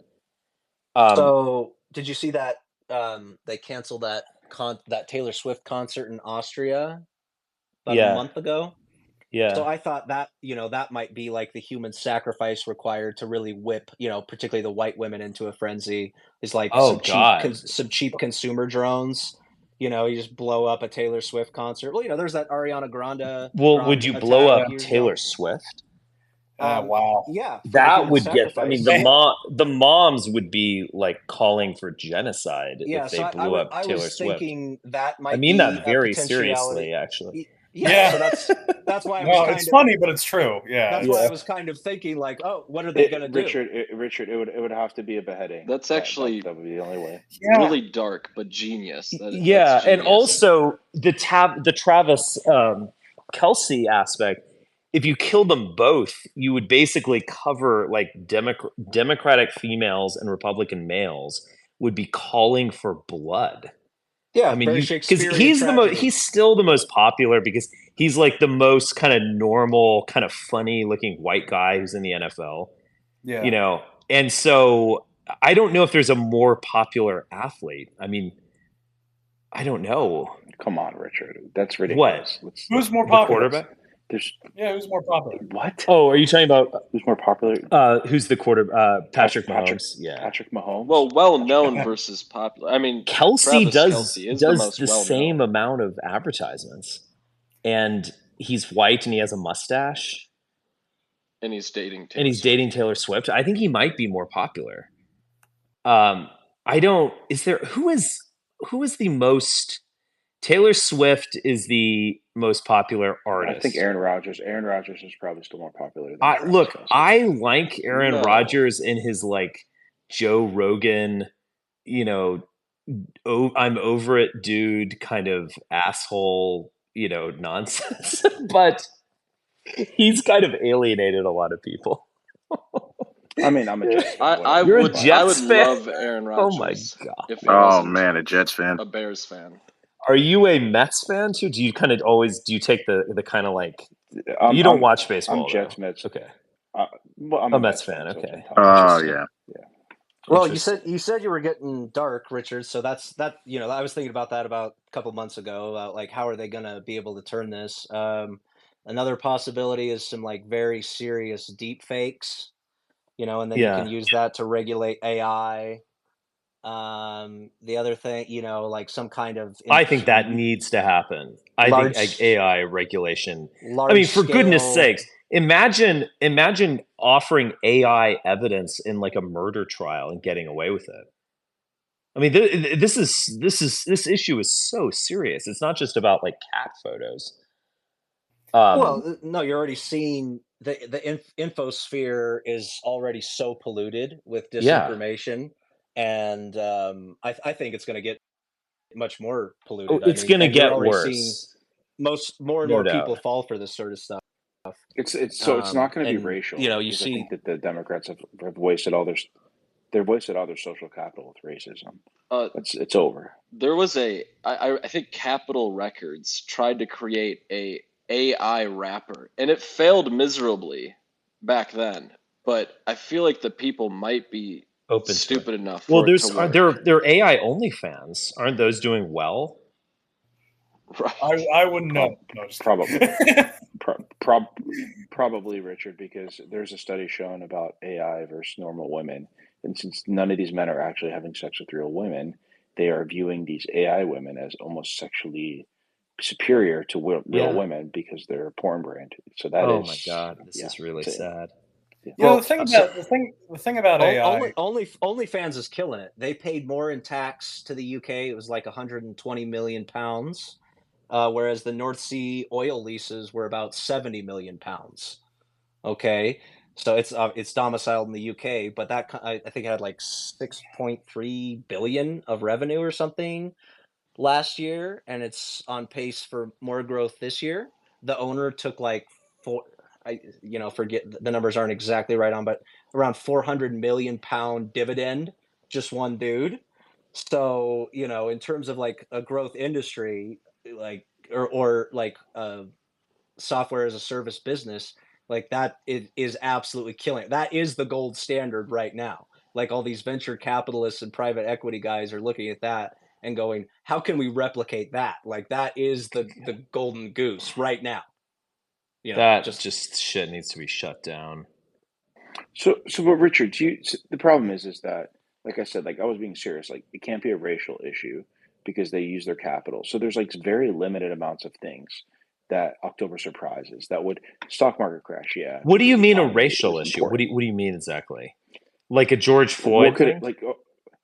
Yeah. Well, who's George that? Who's that wide receiver? The cheetah. Oh my God, he was driving like 110. Tyreek Hill. I didn't even know he was driving that fast. But all these people were like, "This is so bad." He got dragged out of his car. I'm like, look, give me a fucking break. I mean, you start mouthing off to police officers at a traffic stop. I mean, you're just fucking asking for it. I mean, listen, he played Richard. He started in the fucking. I know he's fine, but it's like I don't want to be. I've never been thrown out of the car. I remember one time I actually had this unpaid something, or it was like an unpaid parking ticket that I forgot about, and I actually was driving with a suspended license, but I just paid it, and they let me off quite light. But the officer was like extremely polite. He was like, "Listen, man, this is He didn't like push me on the ground, and you have to be a total dick to to get them to I that got out of level. situations when I was younger and stupid. I got out of situations because I was polite. Exactly. But Richard, you didn't go. The officer didn't go. I have gotten out of these situations with my fucking accent. What are you talking about? Of course, if you're polite, they're gonna let you go. It was your boobs, listen. Yeah, but they don't. Yeah, but Richard, you didn't go N-word. What am I, a mind reader? You didn't respond. I did not, in fact. I apologized and I was like, oh my gosh, this is totally my fault. Can I just pay this off now? And he was like, yeah. Anyway. Yeah, why can't you do that? Why can't you do that? It's so easy so what to I'm not saying get your ass these things aren't kicked by a cop. Yeah, so these things aren't working. But like, do you think that a quote unquote Islamic terror attack would? Like, that would, if there is some, I don't want to get too dark and conspiratorial here, but if there is some like something that is a little bit suspicious, like a Islamic terror attack, that indicates to me that the deep state wants Trump, because that will 100.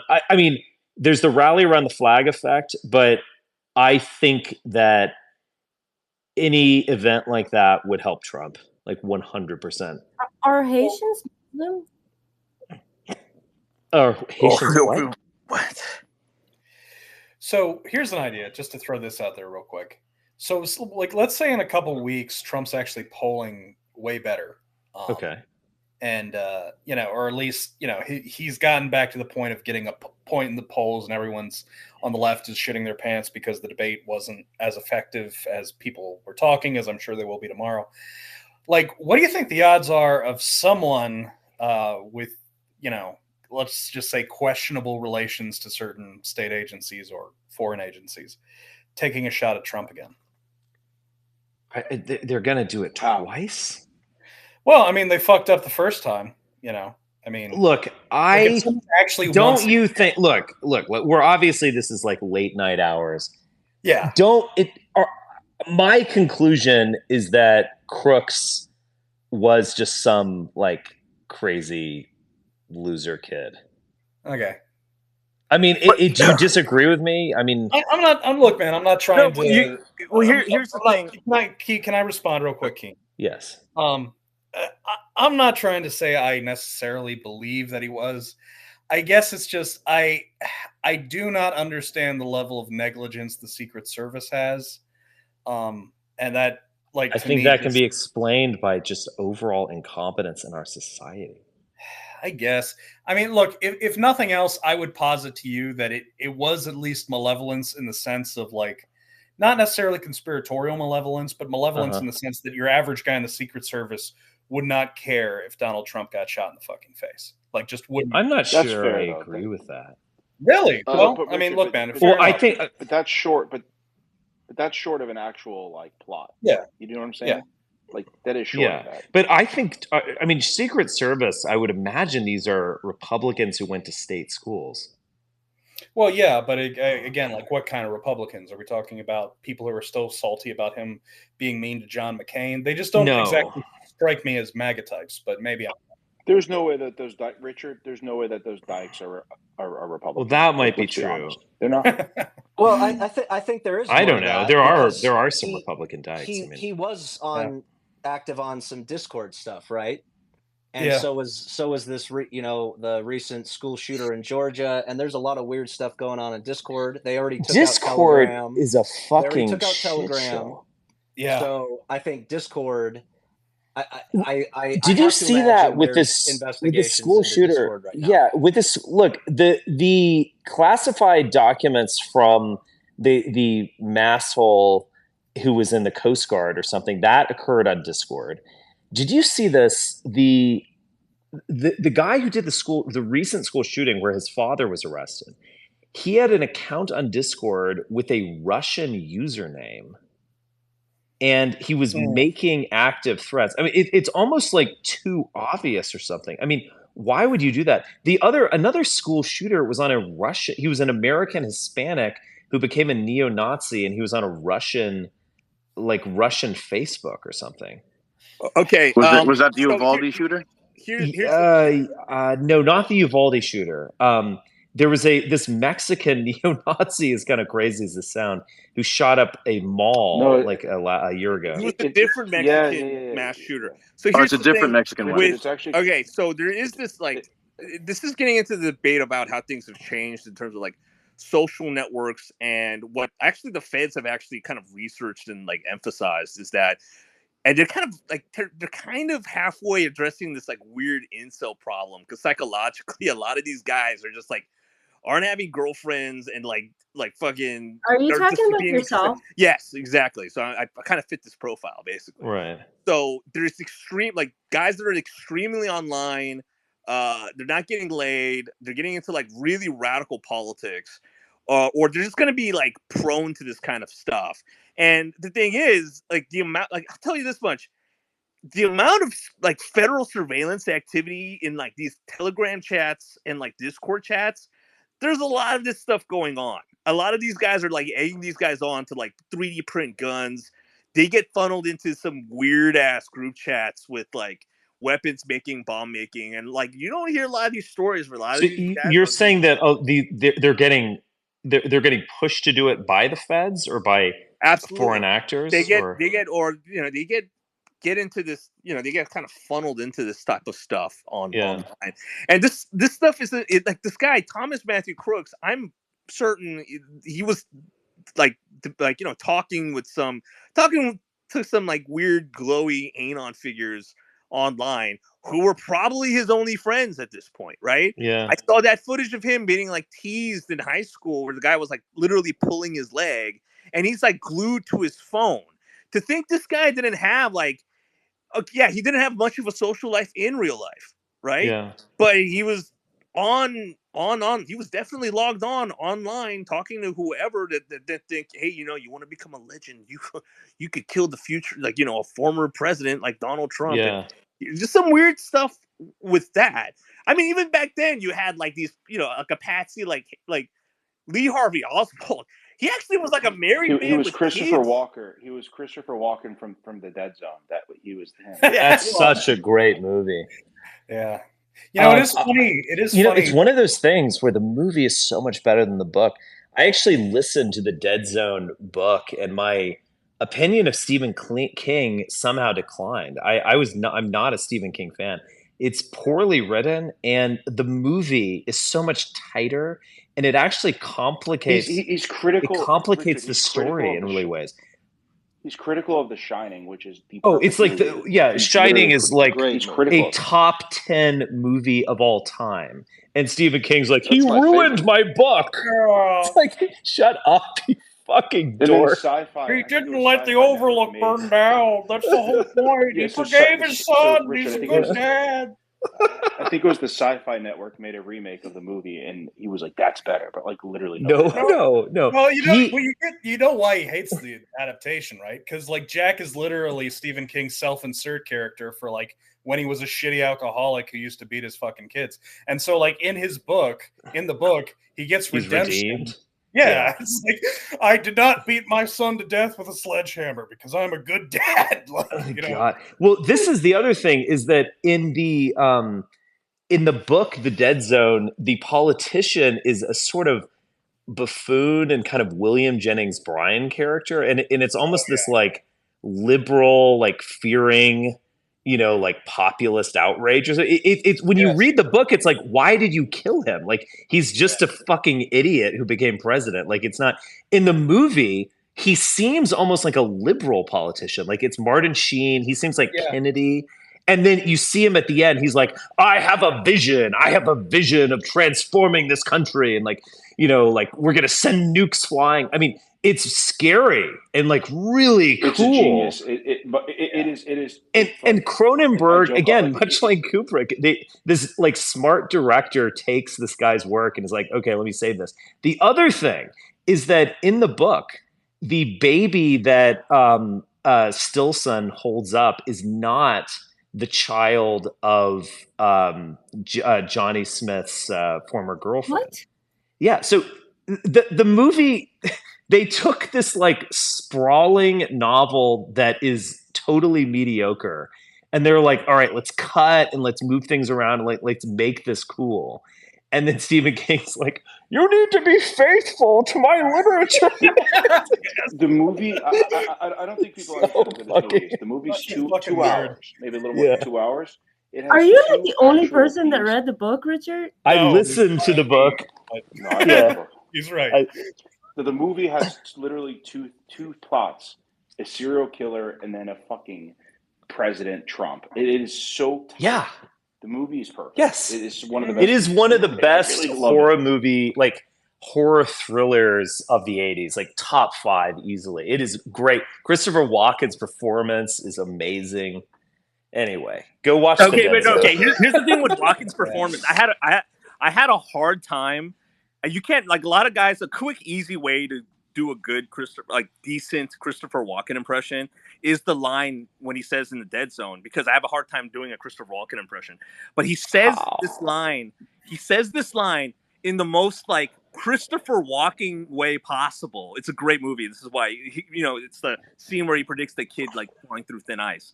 And he goes, he breaks the vacuum and goes like, the ice is gonna break. Yeah. Yes. Yeah. Exactly. To be fair the to kid, Stephen the King. kid. No, we're not being fair to Stephen King. The kid in the movie is a kind of doppelganger of Johnny Smith, and they sort of bond. In the book, he's like a jock for no reason. Yeah. Yeah, there's a lot of things. Stephen King, generally he comes up with creepy ideas. Yeah, but that's it. A whole bunch of his books were he self-admitted he didn't even remember writing because he was coked out. Yeah, Pet Sematary is so also I don't know a if way that's scarier one of these, movie than book, in my opinion. Though there's Okay, Stephen King movie. Okay, Stephen King books fucking suck, but his short stories are good. I like his short stories. I think that's Stephen King at his best is like his short stories. Richard, so did you ever read 11/22? Did you ever read 11/22/63, the one that King wrote about the JFK assassination and going back to fix it? I know about that. No, I mean, look, I'm never going to read that book because I already don't like him, and it's like 700 pages. So it's like I'm not doing this. and you know what, Richard? It takes you 600 fucking pages to get to the actual attempt. Like there is like literally 3 paragraphs in that book devoted to the alternative history of like what happened. What? Yes. What is the rest of it devoted to? Okay, so the rest of it is devoted to the guy going back in time and fucking up because he's also going back in time trying to save a friend whose dad beat his head in, which is just a completely like when you buy the book, you're interested in the alternative history. Yeah. It's like the whole thing is just a time travel narrative, and he weaves it into the fucking It universe because he goes to Derry and talks to the kids who are in It. Oh my god! Yeah. This guy is like easily the most overrated author of all time. Yeah, it's like literally like 200 pages of that fucking book is a spin-off of It, where he's just talking to the insipid kids from It while the clown isn't around, and they're just like, oh. Richard, is he more overrated than Paul? Than Paul? Who's Paul? I don't get it. Oh, Paul the Apostle? What are you talking about? It was a joke. Who? I don't get the joke. Explain it to me. You said he's the most overrated author of all time. There's like this boxing with his Semitic fucking subversion right here, talking shit about. Oh, you're saying Paul the epistle writer? Is he more overrated than Paul? No, Paul created Christianity. It was a joke. It was a joke. Paul is underrated. I don't get the joke. I think so too. Never mind. It's just. But Richard, are you ever gonna do like a space talking about the movie Tenet? Yeah, we gotta fucking do that. I freaking don't understand what the fuck that movie is, and I guess like I don't even understand it. I reviewed it with Mark Brahma. We did a sort of like quick review after we watched the film, so it was not definitive at all.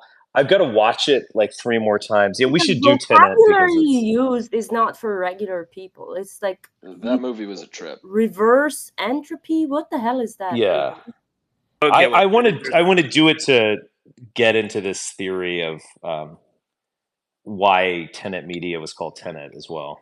Okay, All right. Here's the thing with Tenet, the movie. It's just that you got to realize. I'm going to point this out.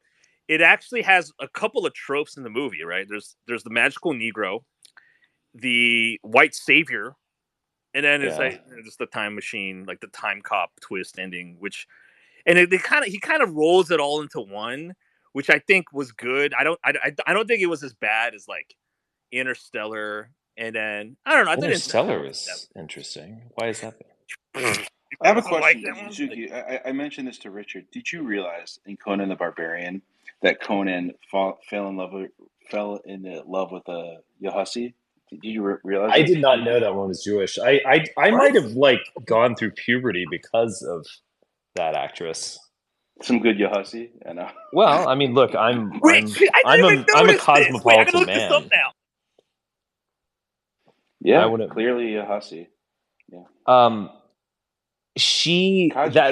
That movie is super sexy. Even the scene where I haven't seen the movie in a couple of years. Isn't there a scene at the beginning where he makes love with some like crazy witch woman and then throws her into the fireplace? So it's like, here's the problem with this movie, right? Wait, what it is movie deep is that? and it is amazing. I love Conan the Barbarian, but it's a little disjointed. Like the pace is off a little bit, right?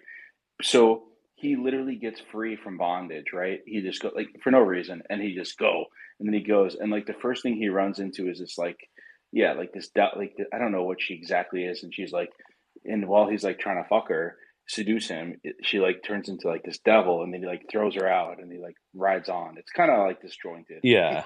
Like it's, but there's something there. Oh, that movie is total like Nietzschean Aryan. Inner moralization. Like it is, that movie is insane. The Tulsa Doom rides under the caduceus. Like Tulsa Doom is Christianity. He's Christ. He understands that steel is only as strong as the man who wields it. Steel is not as strong as the power of religion and faith. Then all of those people. Yeah, there's that scene of the movie where he stands in when all these priests, these women, and he goes, "Come here," and this is a virgin. Come here, and she kills herself. And he goes, "That's power." Exactly. That's power. It's not holding a sword. Yeah. And Conan needs to learn that, and then he beheads. I mean, it's almost like he beheads Martin Luther King. I mean, I'm just saying that. What is it resonating with? There's a Christian Dionysian leader like who's seduced the youth, and they're all engaging in this, frolicking and orgies, and a Austrian accented German insanely Aryan man who doesn't believe in God beheads Martin Luther King at the end of a film, and Hollywood produced that shit. I mean, I don't even know what to say. That's the most, and the most ironic thing is that a Jew, Milius, well, I don't know if your analogy this is a little out there, but okay. Well, a little out there. I think it's on the nose. Okay, by the way, Sandahl What Bergman. is the name of that movie? Conan the Barbarian, starring Arnold Schwarzenegger. I have watched that. I didn't watch that movie. No, it's deeper than you think. Okay. It's like at first, it's all right. Okay, by the way, Sandahl Bergman is not Jewish. She's Swedish. Not everyone with a Berg and a man in their name is. I didn't know. I thought she's not Jewish. She had a little bit of. She's not Jewish. She's Swedish. She's Swedish. Well, in the Big Lebowski, Walter is based on Milius, and it's a sort of. It's a kind of like reversal of Milius, because in the Big Lebowski, Walter is a Polish Gentile who converts to Judaism because of his ex-wife, but then after he gets a divorce, he stays a Jew. And he's like, don't you know that today is the Sabbath? And it's very funny, but it's a sort of reversal of Milius, because I think the Coen brothers are sort of indicating that Milius is a sort of like, he's like a Gentile filmmaker. He's making these, B tier films that are sort of like Aryan and like, somewhat Nietzschean. And Red Dawn is about like whites in the but Zuki, you have to heartland just admit like though, rising up and killing Wait, communists. Zuki, when you look at the so woman, if you convert because of your wife and then you remain that fate after you divorce or she divorces you, it's like women keeping the damn last name after they divorce their husband. It's like hell. That is actual hell, right? I guess, but Zuki, you have to admit, like when you look at It's Conan terrible. Barbarian's mother, she's like pure like A10 like Bavarian stock. Like Yeah. it is done on purpose. Like Oh yeah. look at it. Look who she's got. It's like she's unnaturally beautiful. She's like as good as it gets, like from like German beauty. And yeah, it's What do you mean? she gets German killed. beauty Yes. is the top line beauty. What the fuck are you talking about? Well, Is there I'm talking anything? about even of yeah. Oh, I thought you were dissing it. Anyways, When I was learning German, I remember I was in Berlin, and there's this girl who one time wrote an article about me about how like much of an asshole I was. But we were sitting at a table, and I said, let's play a game where all the women will walk by, and the game is lesbian or just German. And so like women would walk by, and we'd guess like lesbian or just German. They're like, they're like, that's a lesbian. They're like, just German, just German. Anyway. Did you learn German to read philosophy or to pick up chicks? To pick up lesbians? Yeah, that was the reason. Yeah. Speaking of German lesbians, we have one with us right now. Kaiser, welcome. Oh, Kaiser's not speaking to me because I was gently making. Yeah, Richard, don't be so. This is a little bit like girly girl. No, it's fine. I just wanted to say, it's okay, whatever. I can take it. I'm just joking. But the thing is, with Conan, I know. Conan's not. He's actually not an artist. But here's the thing: he believes in Crom, but Crom is a bellicose kind of god. That means he doesn't demand total submission, and he doesn't like psychophants. Yeah. So basically, like the old, a little bit like Dona and Wodan. Like this is the big difference. Like we are so used, let's say, in the Abrahamic, whatever Abrahamic, yeah. religions, Abrahamic religions, to totally submit ourselves. Like this total submission. And this we are so used to that, you shall have no God besides me and all that crap, that we don't even understand the concept that there are gods out there who respect some kind of resistance. Well, I totally agree with what you're saying. What I was saying is, if I remember correctly, at the end of the film, he basically says, "If you don't help me, I'm doing it myself." So there's a sort of to the hell with you. Yeah, there's what I'm saying. This is not like deep Nietzsche. This is almost what you get from Nietzsche when you read like selections for the first time. There's a sort of kind of badass overcoming quality of like, what is, there's one line attributed to Odin or whatever, you find a way or you make it or something. I mean, it's that type of spirit. But isn't it actually, Richard, more okay? I have to be careful how I word it. Realistic, because I mean, if you, let's say, imagine you're an all-powerful being, like omnipotent, transcendent, and all that shit. Why would you want to have ants as followers, basically, who just do whatever you told them? Would you want, let's say, someone who is resisting you a little bit, like showing their own character? Absolutely. Sure. So yeah, this is why I think that's a big. I don't know. Like, are you a Norse pagan, submission, Kaiser, or? I wouldn't say that. That would be too far, Richard. But look, I'm a very rational thinking kind of person, and the problem I always had is, I think I will be blunt, Richard. Christianity and all the Abrahamic religions, they're not made for the Northern German people, or let's say the people from, I mean, yes, we are Christians, kind of, but it's kind of, it feels strange. You know what I'm saying? Yes. It's that's why Christians and Jews made Odinic paganism for you. Okay, boxing. Here's a funny thing you just told me. No, I don't All want right. to shit on anyone here. If you No, want no, to no. believe, Hey, you can Kaiser, believe. this is my space. We offend people. Okay. I know, Hey. I know. We No, don't but apologize. but is it interesting? We look at, for example, Bismarck. What did Bismarck say? The nation, the people comes before religion. Yeah. And basically, there's a tradition that, and you can say Frederick the Great did the same in, let's say, in a more limited way. And I think this is this is my belief system. Like, I believe in my people. Like, and I mean, you have to be careful how I word that, because obviously I don't want to be put into some kind of corner here. But I think, there is a certain kind of notion, and that your people is your religion, kind of. You know what I'm saying, Richard? It's You're hard proud of your to. heritage. It's not that controversial. Okay, It's not proud of your heritage. It's you put it above. Like, look, I don't care if you're Muslim, if you're Protestant, Catholic, if you're German, you're German. That comes before everything else.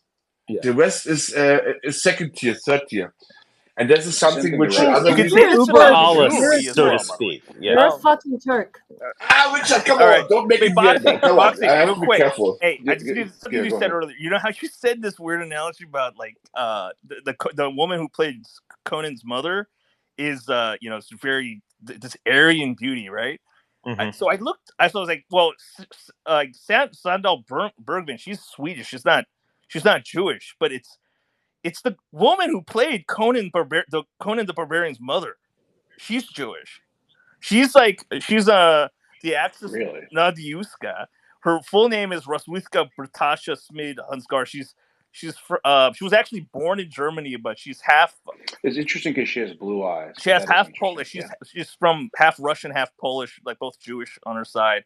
And then she got committed to a mental hospital for schizophrenia, which is also Really? probably the Oh, most God. Jewish Oh, thing. boy. Oh, boy. Oh, boy. So she's definitely Jewish right there. So.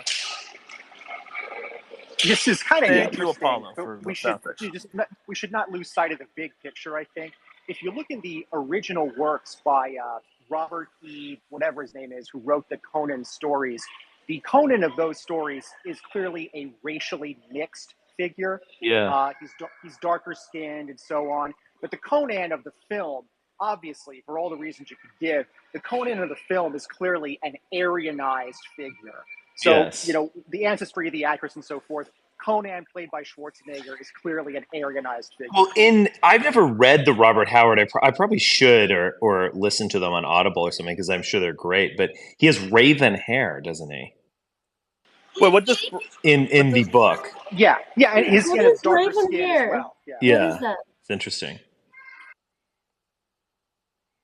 I don't know what that is. But this is a little bit of a misconception. Sounds like a Conan, cat is being eaten. Or something. the Conan of the books is not, let's say, racially mixed or that. He's more like, let's say, inspired by the Celtic kind of warrior type. Let's say the dark hair and all that stuff, which is Celtic. But this doesn't mean that he is, I don't know, Middle Well, I mean, the Eastern or Irish whatever. are obviously black, but I mean, I guess maybe in some earlier period, they might have had raven hair or something. Kaiser, the term Maybe. over here, you're thinking of, it's called mulatto, Kaiser. No, he's I not don't a know. mulatto. No. The thing is, the Celts were famous for relatively pale hair, but dark, pale skin and dark hair, and relatively darkish brownish eyes. But they were, but that doesn't mean that they were. They were not blacks or Arabs or Persian like Lucian. Whatever. Just saying. Okay, Arnold. I always thought, And by the way, Arnold Suki was the correct. Bergmann is a very standard German or Germanic name. It's basically Bergmann is mountain man, basically a miner. It comes from one of her ancestors was a miner. That is where the name comes from. Yeah, she's a gorgeous woman, but she's actually Swedish. It's actually, the woman who played Conan's mother who was killed. Lucy, did you get an orgasm? She's No. But I was just gonna say, being Persian or Armenian is better than being a fucking Turk. You Turkish hammam builder, okay? Okay, thank you with your Armo side saying this about Turks.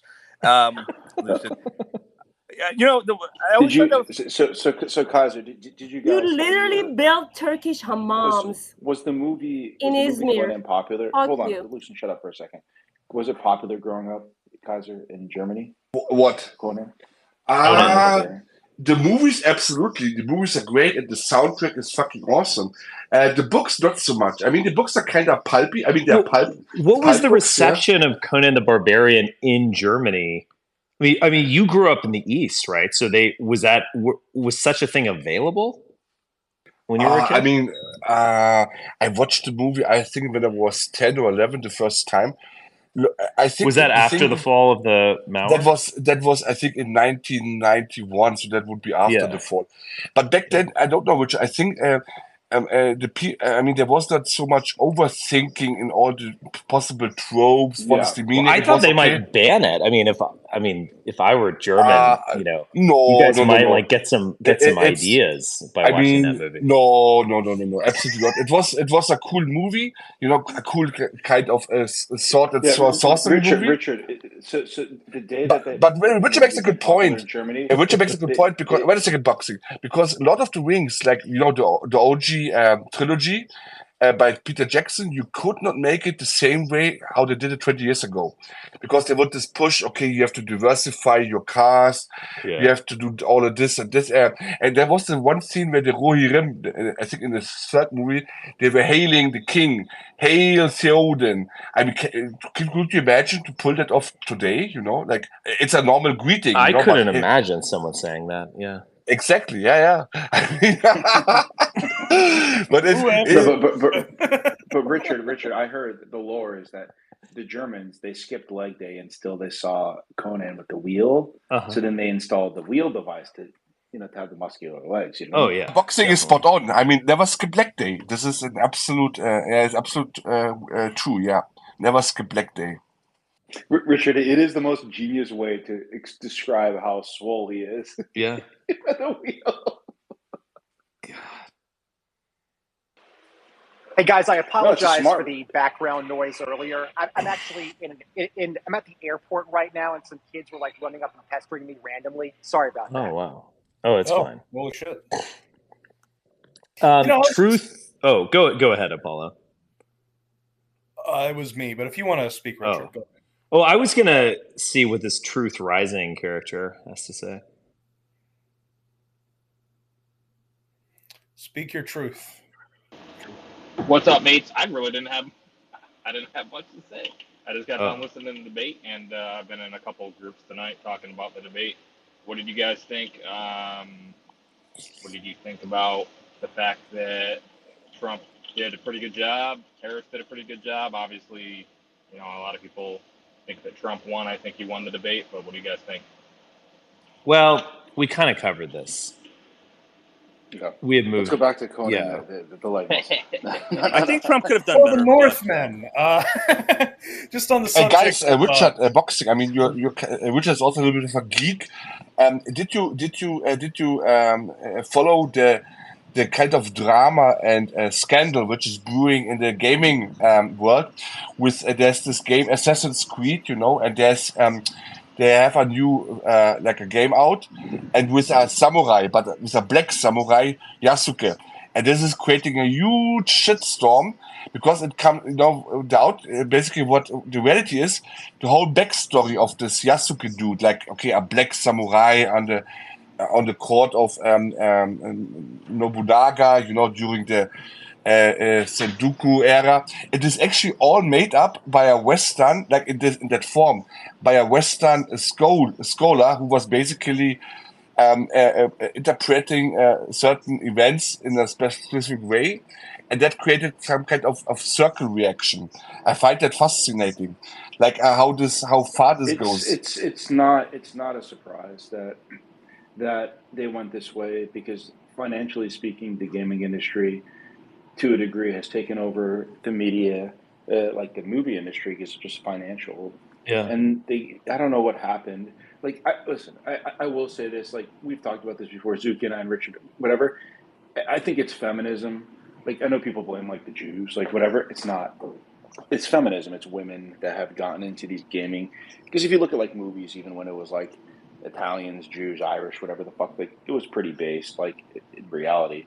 But like these women have to shoehorn in every fucking minority and whatever the fuck. When I like it started years ago with like these like Call of Duty or Battlefield games where like 2 out of the 4 characters had to be women.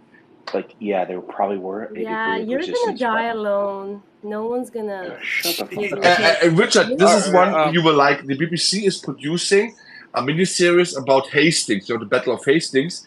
Yes. And obviously, you know what's happening in UK right now. They are going for a multi-diverse cast, so to speak. You know, I find this fucking cringe. Honestly, it's unbelievably cringe. I have 2 thoughts though. First off, let me just mute. There we go. Truth had kind of a loud. Yeah, I'm so racist. I don't give a fuck. I'm so racist that like I'll fucking watch. Oh, fuck the movie, you! Fuck off! Hey, the show Lucian, The Terror. Lucian, No, I don't care. I'm just honest. I'll watch the show The Terror. I saw it on Netflix. It's really good. I just like it because there's like 0 minorities in it. I don't give a fuck. Yeah. Like I just want to watch You history. are a minority. You're not white, Okay. idiot. I'm not watching a show about Jews, okay? But if I watch a show about English people that are fucking exploring across the world, I don't want to see some fucking dyke bitch. The problem is you're not even smart. Okay. Smarter than I'm you. against multiracial casting unless it's about Irish history. Yeah. What have the people of the potato done to you, Richard? But okay, but they don't touch you. 2 Okay. 2 points. So first, I think the multiracial casting thing is actually a little bit played out.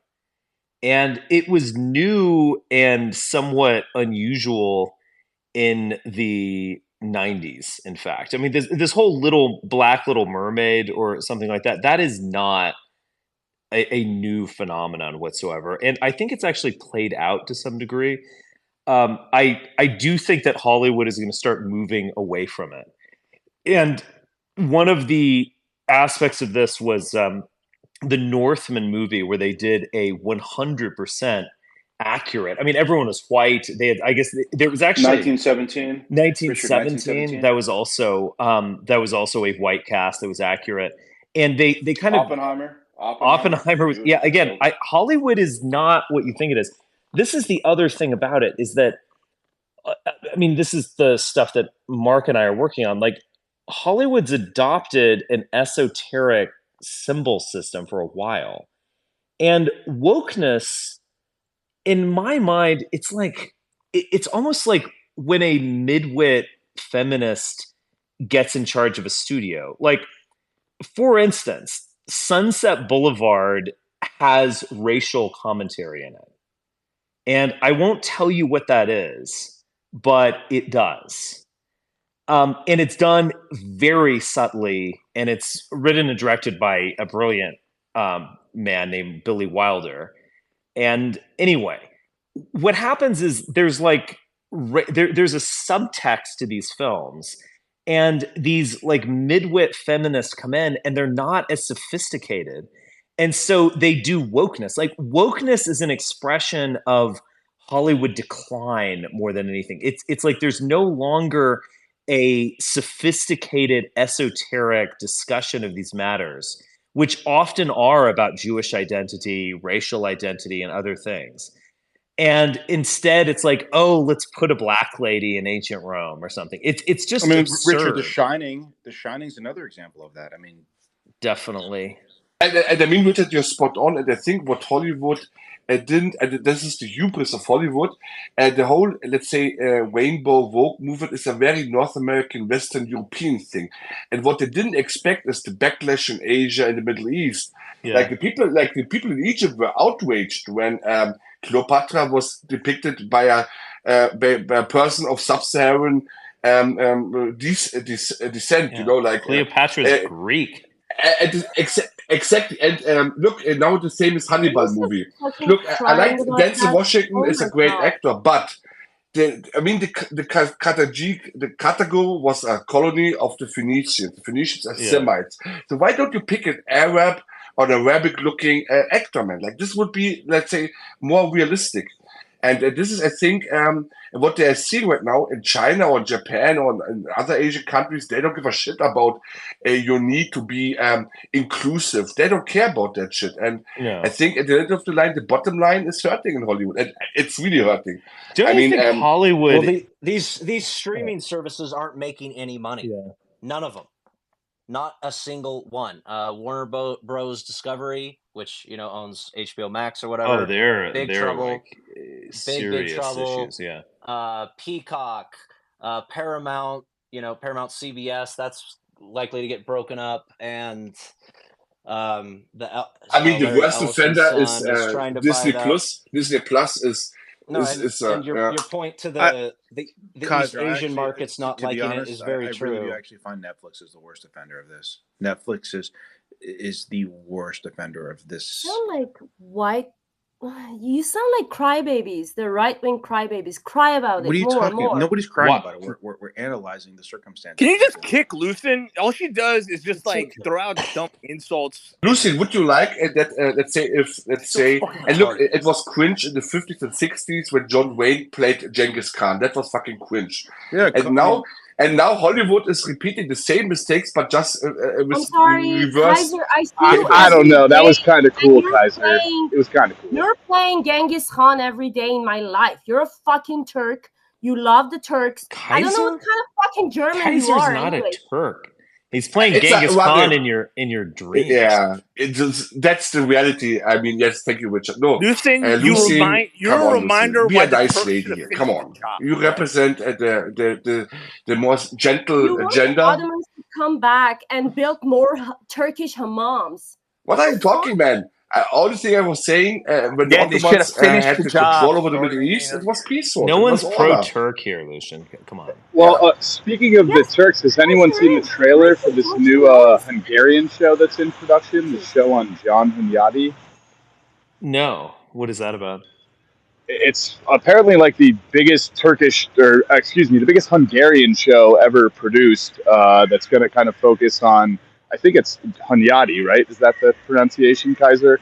Who, saved Hungary from the Turks, but it will also focus on Mehmet II, I believe, the Sultan, and a bunch of the Habsburgs. Kaiser, I wanted to ask you, I've heard really good things about I think it was a 2017 Austrian series, Maximilian. Have you seen this? No, but I saw the Sissy series. This is also kind of cool. Well, Kaiser, what about Babylon Berlin? You've seen that, right? Nah, I never watched it. No, I have no interest. It was bad. I tried. Yeah. I tried. He literally said he wants the Ottoman Empire to come back. Lucy, who gives a shit, man? Like, no one cares about Armenia and all that crap in Azerbaijan. Yeah, why do you bring up weird shit so randomly? I don't, you idiot. I don't care about fucking Armenia. It's a perpetual loser, you idiot. But you keep I will say, if you guys think Germany only can can survive with an alliance with the Turks? Bigger. You're a traitor. Kaiser, you're a fuck. If you want to see an interesting German film, I've mentioned it to Kaiser before. It's called the Bayer Meinhof Project or whatever. It's the only film I've ever seen. Bader Meinhof, right? Yeah, it makes communism look sexy. These women are hot. Yeah. Well, they're robbing banks, they're pulling off heists. Yeah, For some of us, boxing, making communism look sexy is a shorter road than some. Some of us like those art girls with the black hair and the fucking. They're pretty hot in the movie. I'm not gonna lie. It's very cigarettes. Yeah, man. I mean, people look past like in the 70s and 80s. I mean, commies genuinely were committing like freaking. Excuse me. We lost Lucien. Oh, what a pity. FDM, I think they didn't call it the years of lead in Italy for no reason, Zuki. Yeah. Sorry, what were you saying, Kaiser? Yeah. I think you're referring to the Martin Corvinus movie, like Corvinus, isn't it? What they're doing in Hungary. Like he was a temporary of Vlad Tepes. It's very interesting. Like the whole history with the Ottoman conquest, in the Balkans and Hungary. It's a very bloody affair, and it's not so much. It's not that known, let's say, in the typical Western historiography, obviously. They don't have much focus on that. But it's very interesting. Like, for example, in the average, let's say, life of the Englishmen, the Ottomans are kind of completely irrelevant, because you didn't have much interaction with them. But the Austrians, for them, it's still very lived history, basically. Like when, for example, when Erdogan was saying something, "Oh, we will come again," the Austrians take that shit serious, because I mean they were 2 times besieged, in Vienna. So this has some. It holds importance, and that shows you how perception is the most important thing when it comes to evaluation of historical processes. And everyone has a different Yeah, I mean, perception. I think at least before the Crimean War, the only really British Ottoman interactions I'm aware of was Queen Elizabeth gifting the Turks a bunch of cannons so that they could attack France. Yeah, that might be true. That sounds very true. Yeah. Kaiser, while I've got you here for a sec, not to take over the space, I just wanted to thank you, Kaiser, for the trove of information you sent me last week. I'm currently in Europe right now, and I messaged Kaiser and said, where should I go in Germany? And he sent me back the most detailed message I've ever received. So thank you so much for that, Kaiser. I think I'll be going the southern route when I do make it into Germany. But you're welcome, FDM. And this is the thing, like I always try to promote, let's say, the beauty of this country. And unfortunately, many people, they have a complete wrong conception. Like, for example, when you think about the medieval times, Middle Age, what's you think about England, maybe France, but the heart of the medieval Europe, that was actually, I mean, basically that region here, the Holy Roman Empire, and there's there are 10,000s of castles, and everything was basically related to it, obviously northern Italy as well, also very important, but it shows you how perception forms, a reality. North America, the biggest entertainment market, was founded by Puritans from England, and obviously English history has become well overrepresented, I would say, in the context of North America, and that's okay. I mean, I don't complain. It's normal, it's totally normal, because this is where they're coming from, and there's so much. Yeah, and that really becomes clear, Kaiser, when you visit the museums over here, and even the Dutch have a collection from kind of the medieval or the early modern period that, frankly, makes the British just kind of look like a bunch of peasants. Yep. But FDM, I hope you will enjoy your time. The weather is at the moment a little bit rainy. I mean, it's September, but next week they said that it will be more sunny again. So I'm picking up my rental car in Paris right now and shooting south. So there's like a blank. Hopefully, summer still exists. You poor bastard! When it comes down to British art, FDM, the British have between beginning of time and 1860, there's not that much, or maybe the early 1800s, where the Germans were pumping out art much before that. I mean, it was really the fact that I think England was spared from the horrors of the 30 Years' War, and they were kind of able to jump out ahead of that into the transatlantic trade, while Germany was just recovering from decades of essentially civil war. Well, actually, you're spot on. What happened, and this is the Dutch and the English, they fought basically these kind of trading wars in the second half of the 17th century, because back then the Dutch were the global number one trader. I mean, the VOC, the original East India Company, and then basically the English won out, and with the starting of the 18th century, especially after the War of Spanish Succession. We all know Marlborough and Lord of Sandwich and all that stuff. The English became the world number one global trading empire, taking over from the Dutch and from the Portuguese a little bit. Yeah, and the Spanish, basically, who were also a competitor on the global stage when it comes to trading, they were totally bankrupt after the 30 Years' War. I mean, Spain was finished. There's this very famous battle, Richard, you will know it. The Battle of Rocroi.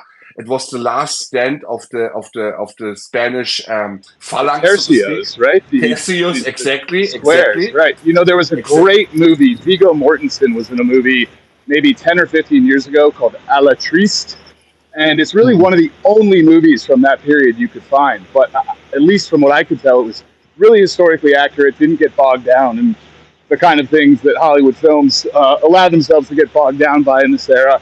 Alatriste. I would highly recommend it. Very good film. I like that one quite a bit. Okay, and Richard, FDM, you will like this. There will come a new movie out about the Nibelungen saga. Let's see how it will be. I mean, I don't have high expectations. Who's directing it? It's by it's a German production. I think it's Hirschbügel. I must look it up. The trailer looks good, but okay, you know what trailers mean shit nowadays. Sure. But let's see. It's a great story. I mean, it's an awesome story. And that's interesting. So it's not Wagner. It's the Saga, the original. Yes, Saga or something. Yes, the Nibelungen. It's Kaiser, I will say, I know this is probably you know what is that movie? The one Downfall. What's the name of that actress? She's probably older now. She was like a piece of ass. The main one in that Downfall.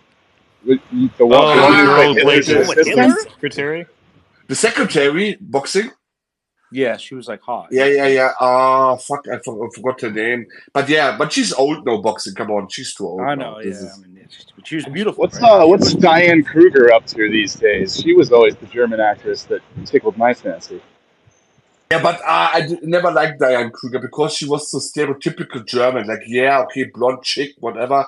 And like this, and she was so blonde not and that good of hot. an actress. It's so I would say tiresome. in Troy, It's like, I can't, you know, I didn't like her in Troy. She was not a good Helena. For Helena, I would have expected more of a Persian kind of beauty, you know, like more dark haired and all that stuff. Not a blonde, like I don't know. Like it didn't. I don't know. I mean, the movie's not that bad in retrospect. I have to say, Troy. By what's his name? Oh God, I'm getting old. Ridley Scott. Was that really? No, that was no. It wasn't Ridley Scott. It was Peter. Wolfgang Peterson. No, Wolfgang Peterson. Yeah. Yes. Yeah. Okay. Ridley was. The movie isn't that bad because he tried to play it. Okay, imagine if the history is real and it became kind of mythified over the centuries, and this is a kind of cool approach. I like that. But I mean, some of and Orlando Bloom as Paris, kind of fitting. You know, I never liked Paris. I like the dude was somehow, but he wasn't that. But the problem is, he was portrayed that was great casting. He was so unlikable in that role, which is how Paris should be. But here's one thing: Paris in real life, in the Iliad, he wasn't a coward, you know. And the problem is, Orlando Bloom portrays Paris as a total coward, which is a little bit off-putting, but I get it. The vibes are correct, you know, like the Orlando Bloom vibes. Hector was also great casting, I would say. Like, what's the name? The actor Banner? Eric Bana, yeah, that was Eric Bana. a very good role. Yeah, and I think, or even Brad Pitt as Achilles. You know, like, let's be real, Achilles was some kind of a petulant prodigy, you know, like always getting his way, a little bit arrogant, a little bit, petty as well. And I think Brad Pitt pulled it off quite nicely, I have to say. I honestly like Brad Pitt in most anything I see him in. Like California, that movie from the early 90s about the serial killer. He's a good actor, man. Honestly, like Brad Pitt is a good actor. I don't know. I mean, he was always reduced to his looks, but he is actually a very good actor, I would say. What is your opinion? I think maybe the best performance in that film is Peter O'Toole as Priam. The scene when he goes to reclaim Hector's body from Achilles is just amazing. So is Viggo Mortensen. You guys mentioned Viggo Mortensen is incredible. Yeah, he's a great actor. But no, Kaiser, I looked it up. It's amazing how 2004 is so many fucking years ago. It's 20 It is 20 years. Yeah, but 20 years, it's crazy when you think about that. Like the actress who I'm talking about, Downfall, she's Romanian German. She's beautiful, but yeah, she's 44. Guys. Jeez, it's not that old. I mean, Richard was Downfall 2009. Well, I mean, I'm sure this woman she's a 44-year-old woman who's like egg cartons. Yes. No, she's. Oh my have God! You seen the Downfall, Keyboard. Richard? What? It wasn't near as bad as that one dude in space earlier. Good movie, like really well done. What did you say? Have you seen the movie Downfall? Oh yeah, I've seen that. So do you remember the secretary? She's like a beautiful. Yeah. I know exactly who you're talking about. Yes. Yeah. Well, I think it's her diaries and journal entries that kind of created that script. You know, boxing, the most favorite the most popular genre of pornography in Israel was Nazi S&M. Disavow. Boxing gonna hit us with an oy vey. Yeah. He goes, ugh. But Richard makes a good point Pokey, because Dachau, guard, seduces, interesting enough, frail, political prisoner. You know, it makes me if you make strikes again. It makes me think of the sociology studies that about let's scene. say porn, let's say preferences, you will see the Italians like the porn with the priests and the nuns, because it's a very Catholic country. The Americans like the BBC stuff, and obviously, I mean, everything what is kind of taboo. But come on, Richard, it's true. It's the biggest that's kind of seller, but it's like the taboo, it's not. Like, wait a second, Germans are into anal? Is that the Germans are into like scat? What does a man covet? Does he go out and seek things to covet? He covets what he. I don't know. I mean, I'm not okay. Let's not go. This is so detailed. The anal Look, stuff. I don't know. You can find like multiple things. Yeah, I've seen maps where it's like gay porn is most popular in like the Bible Belt or something. It sort of doesn't surprise me, but I also don't really believe those polls. I think it's probably like highly selective. Richard, we must be realistic. I mean, it's just a fraction of the whole society down there. So whatever, like you cannot extrapolate it to all the people. That's always the mistake. I mean, porn, it's a niche. Yes, every teenager has watched porn. We all have watched porn. That's normal. We do that.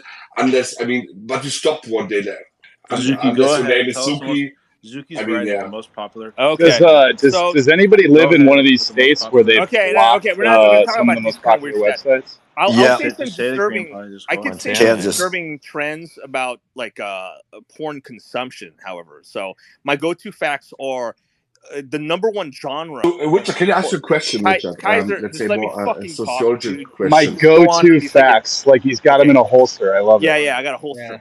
And Zuki, you're on the verge of being kicked out. Just to let you know. Okay, so number one trend is like Zuki cannot help himself, Richard. I mean, it is what it is. Okay, let him hang himself. Give him enough rope to hang himself. So there's like a disturbing trend. Okay, number one. Okay, is that, and then there's also a growing trend among. Number one is what? Hentai. So the hentai? Growing trend, hentai. It's the number one trend, like globally.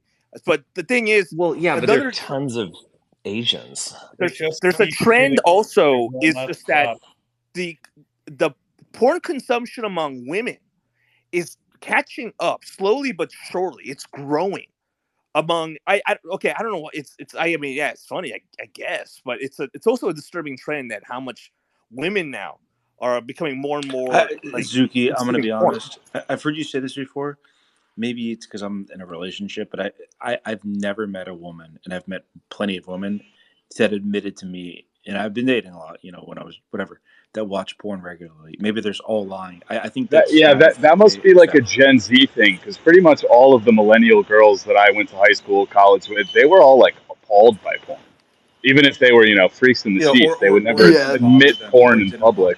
They weren't consuming it. Well, Tyler Young, art school knows that. Absolutely. I only met one girl in my life who was totally into porn. She was a Polish girl. She was from Poland. And she was kind of an nymphomanic kind of girl. Okay, but that was the only one. I mean, most women are actually, especially with look, there's a big difference. Look at porn from the 80s, 90s, and today. Today, it's so hardcore. It's so, I don't know, it's not even, there's no erotica anymore. It's just like this animalistic kind of. It used to be about the story. It was. There was something, there was a little bit of erotic whatsoever. Today, I mean, if you watch these new kind of movies, it's just basically, it's like fucking workout in the gym, and who can hit harder, like, I don't know. Zuki, is this what they you don't really like? make big budget parody films anymore. You could say, well, Kaiser's like, why? women don't. If you see porn now, it's all gay porn. I mean, whenever I go, it's gay this, gay men doing this. It's like, is there any hetero porn out there? I haven't seen it. Richard, this is a funny story. You would appreciate this. And Zuki was actually in the space. It was kind of funny. So there's this one, I forgot her name. You'll remember her. Yeah. She was talking about the golden age of porn Zuki, what was the name of the? She was involved in like a 400 guy gangbang. Oh, my! you know, she was a porn star, and she's now a political like Yeah, so she was talking about did she run in Italy? That I remember that happened in the 90s. No, the she. Party What's of her name? Love. She was a or something? '90s porn star. Yeah, Is she like from Arkansas or something? She was talking about the golden age of porn, and I looked it up. Like I didn't know who she was, and Zuki just kept. She had a 400 gangbang. Wow. 300. But like the thing is, you guys know anecdotally, you're thinking, no, women are not watching. The thing is, it's like it's a growing trend among the youth generation, easy access, and then they're seeing this trend happening actively. So women are watching more porn than ever. They're also oddly enough, another weird thing is that 30% of gay porn is being watched by women. I don't know if I don't. I think I can actually kind of believe that. Forgive me, this is the econ nerd in me talking, but like, how the hell did they figure out this data? Like, what is this self-report?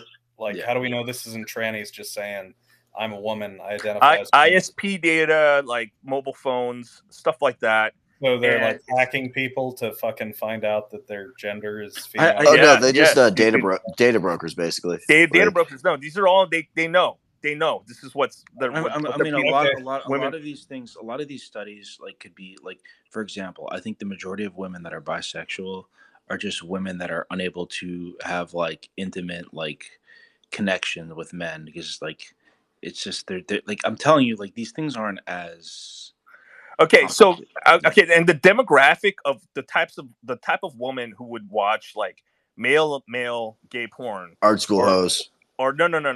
They're older, unmarried. What? Yeah. But they're like not even relevant. Like I know, but but again, there's like 30% of like the people. So do you think it's maybe like a latent resentment of men that makes them want to watch one man get absolutely dominated and defiled by another man? Yes, they actually gonna say that. I mean, I was gonna assume, wouldn't it be like watching lesbian porn for a dude? Different. No, it's not the same. It's not the same. It's not the same. Did you guys used to know, like, guys in high school? I knew a couple guys like this who were so straight they would only watch lesbian porn, and I occasionally have to say, that's kind of gay, man. But yeah. Yeah, I thought it's almost like the guy that was gay because he was trying to be too straight. Like there's nothing about that turns me on. Yeah, it's I mean, let's say for a normal heterosexual man, you can watch lesbian scenes in a porn. That's, I mean, kind of whatever.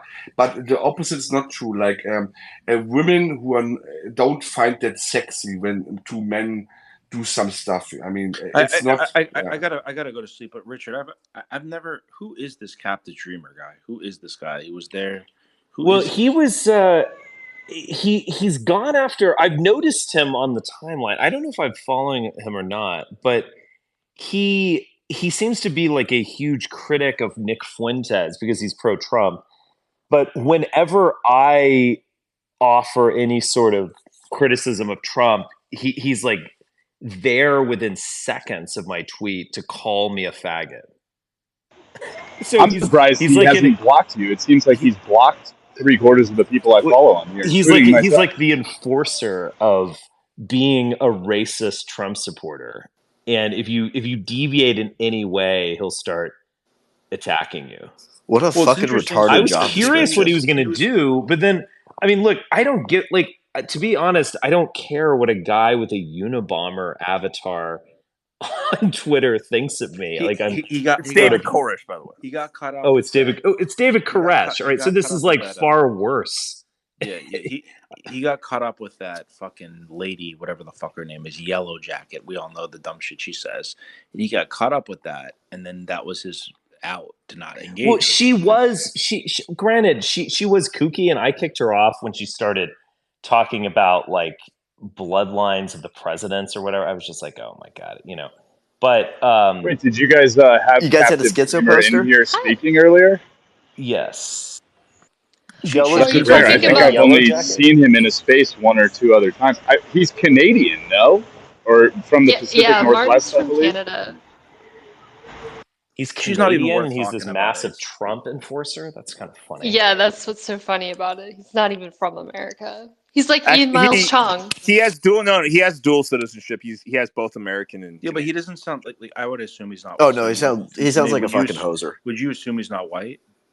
Me? No, he's white. I have to say, I'm kind of surprised that I really he don't hasn't know. been doxxed to my knowledge yet. I know there's some people who claim he was doxxed under the name Martin, but Chuck kind of put a fatwa, an internet fatwa Twitter hit out on him a few weeks ago, and Charles usually comes through with that stuff. Suzuki No, he was knows, a fake dox, but he's an boxing idiot. Chuck's knows. an idiot. But to my knowledge, he hasn't provided an accurate dox of Captive Dreamer yet. Well, why does he matter? I mean, he's just this anon. Why does getting doxxed on any shit poster matter? He It's kind gets of a fucking lot gay. of interaction though. He does go viral semi-frequently. Is he trying to be like? Is it the It's Ricky Vaughn botted. kind of situation? That's the vibe that I'm getting from him. Is Ricky Vaughn vibe? Yeah, Because he's a big BAP guy. May. Yeah, I'm not surprised about that. Can we admit, May? Like now, you just gotta admit now that like Martin calls me a fed. It's so funny. aligning What? yourself, May, I aligning do. yourself with a black woman. Like, can you admit that was an L? I didn't support Candace. Oh, come on, May. May. I didn't. This is I was why liking your can't tweet. stand I you was guys. liking your tweets, Richard. I was May, liking your tweets when you were know, counter May. signaling, and I was like, Okay, fine. But okay, May, but you're a Fuentes fan. This is what they always do. They'll like he'll go all in on Candace. Like I yeah, forgot the monologue. I wasn't a fan of it, but And he said like I did suck up to her because I wanted her to like do stuff for him, but like I didn't. right. I didn't but never really like her. then okay, just let me finish though. So he'll go all in. All the chips are pushed to the center on Candace. And then like 3 months later, he'll be like, "Oh, Candace kind of sucks now." And then all of his fans will be like, "Nick was right. See, always trust Nick. He always knows." And it's like, God damn it. It's like May. I mean, I gave you the Christian W, Muslim Richard. Alliance. I retweeted your tweet because I What do you mean? remembered it from back then. because I was like, God damn it, this woman is so fucking I know. I dumb. remember you tweeting that, and I was like, "This is so right," but I can't say it at the time because I would get canceled if I said it. Yeah. I'm going to be honest. I still have no clue what a Frankist really is. You know, It's I a saw thing. I saw earlier tonight. It's Fuentes, retarded. I saw it's earlier tonight. Fuentes ruled, spoke on the debate. Apparently, he thought Trump did great. Like he just fucking kicked it out. May. Listen, I'm biased. You know, I have an allegiance to Israel. Apparently, Yes, I know work boxing. I told you about Suleiman. I told you about Candace. We told you about all these people. I told you I don't like The Christian Suleiman. Muslim Alliance being a retarded idea. We all Everyone told was you saying. I said it was. I just said I was never part of it either. I don't know why everybody's like, "Oh my god, yeah, like No, I I'm support giving a Nick," shit. It's but all like It's not you person. It's not you sometimes personally. I Like, disagree. But you know, I wish him the best. I mean, Sneeko. Let's come on. It's like at the right end of now, the day, I really Fuentes dislike the put out the tapes, fatwa and I keep on saying it, but Candace, nobody listens. and all of a sudden she's bad now. When you were like, "Oh, she was based so place black lady," and then now Fuentes is like, "This bitch sucks," and you're like, "Oh." Yeah, thanks for repeating me, Suki. Like I literally had groypers in my comments getting mad at me because I said Andrew Tate is a scammer, and like they're like mad at me. So don't say like in 3 months from now when that falls over, they'll be like, "Oh, you supported that." Like I clearly didn't, but okay. So May, to be fair, the Tate crowd and Groyper crowd do cross over. Are the it's like 13-year-old brown kids. Are the Groypers now Well, not back? all of them. Like, what did Trump do that got Nick and the Groypers back on his train? I mean, like, why? If I watched that debate, I think it's sort of. I thought Kamala won on points, maybe, but it was nothing decisive. But there's nothing really wild. But how did Trump get Nick back on his side? Well, Nick's not really on his side. He just said he did a good job tonight, and it was a He win. said he's but back. He said he's well, back. he's just back. playing into it. He said tomorrow he'll probably be more black-pilled about it and go off on other things. So okay, I don't know. It's like it's back and forth, you know. I think I don't Fuentes know. kind of knows like Trump's probably gonna win, so he doesn't want to look like a fucking idiot. So when he wins, he was like, "Oh, I've been on the Trump train, last second, yeah." Look, I'm not a Fuentes head, but I'll be a little bit more charitable. I think Nick just enjoys a good shit show, and Yeah. I think he might have just found that entertaining. Listen, May. I'm going to be It honest. was entertaining. I'm It's going to be honest. entertaining. If it was just that, I would have no problem with it. But it's like, and I'm critical about this with any group of people. I just don't like sheep. I don't like people who are susceptible to like thought leaders that are sometimes disingenuous. But he has his own talents. I'll give him that. I will say that he's funny. You hate Fuentes more than Fuentes, really, because that's yeah. I know boxing. You're all the time saying it. I don't really say it that often, but It's like literally your entire He could account. be a If he successful That's not stand-up called true at all. for Look like at my a account. door I don't knocking talk about it. campaign in Wisconsin or Michigan, or Pennsylvania, how many people would show up? Well, he's going to Michigan. Probably next And week how or the and week how many after. Probably about 4 Arabs, how 2 many- blacks, and 4 whites. No, there'll probably be You a forgot the good 12 amount there. Mexican dudes. I've been Yeah, to the events, guys. They are white men. There's a gonna couple be- Mexicans, but they're mostly white. It's going to be 30 Mexicans and a black guy. That's what's going to show. No, it might be like maybe 200-300 white guys and 10 Mexicans. How many He's not going to get school 300 shooters? white guys going door to door for Nick Fuentes. Well, that I couldn't answer. You forgot the Richard. 50 Pakistani kids too. May, have you ever seen Conan the Barbarian? A long time ago. To Groypers, you are literally the mother of Arnold Schwarzenegger. To Groypers, letting you know this. Yeah, that's really good actually. Just take that as a compliment. Have a good night. Mother of Groypers. Good night. Yeah. More like big sister. Oh, I was trying to make a Daenerys joke before the joke died. I don't know. Anyway, folks, I gotta hit the hay too. I fucking have to work. All right, tomorrow. guys. Yeah. I'm taking the hint. All right. Well, I missed it will, though. I wanted to get. I know oh. you probably already talked about it, but so you thought Kamala won tonight? Yeah, but I don't think. I mean, I'll reiterate my. There are no undecided voters, so it doesn't matter. Yeah, I know everybody's voting for who they want to anyway. Yeah, so. and I think everyone saw what they wanted to see from that debate. I don't think it was really decisive either way. My point is that Kamala is the incumbent. She has home field advantage at the end of the day. And she had to pass a test of, are you quick? Are you on your feet? Are you competent seeming? Can you talk extemporaneously, et cetera? And she passed that, I think, pretty definitively. She was good. She's running a centrist, almost neoconservative campaign at this point. And so she didn't come off like a Marxist or a BLM supporter. She came off as a 2004 era Republican. And she also didn't take the bait in ways Biden probably would have. She kind of played it very cool throughout. Yeah. You guys didn't think she looked nervous and like couldn't speak at The times? beginning, that I think, look, The Adderall mouth was bad. understandably, her nerves were, on high alert when she first started, and she had dry mouth and she was I did notice that there was a lot of smacking. Yeah, I've never seen her like that.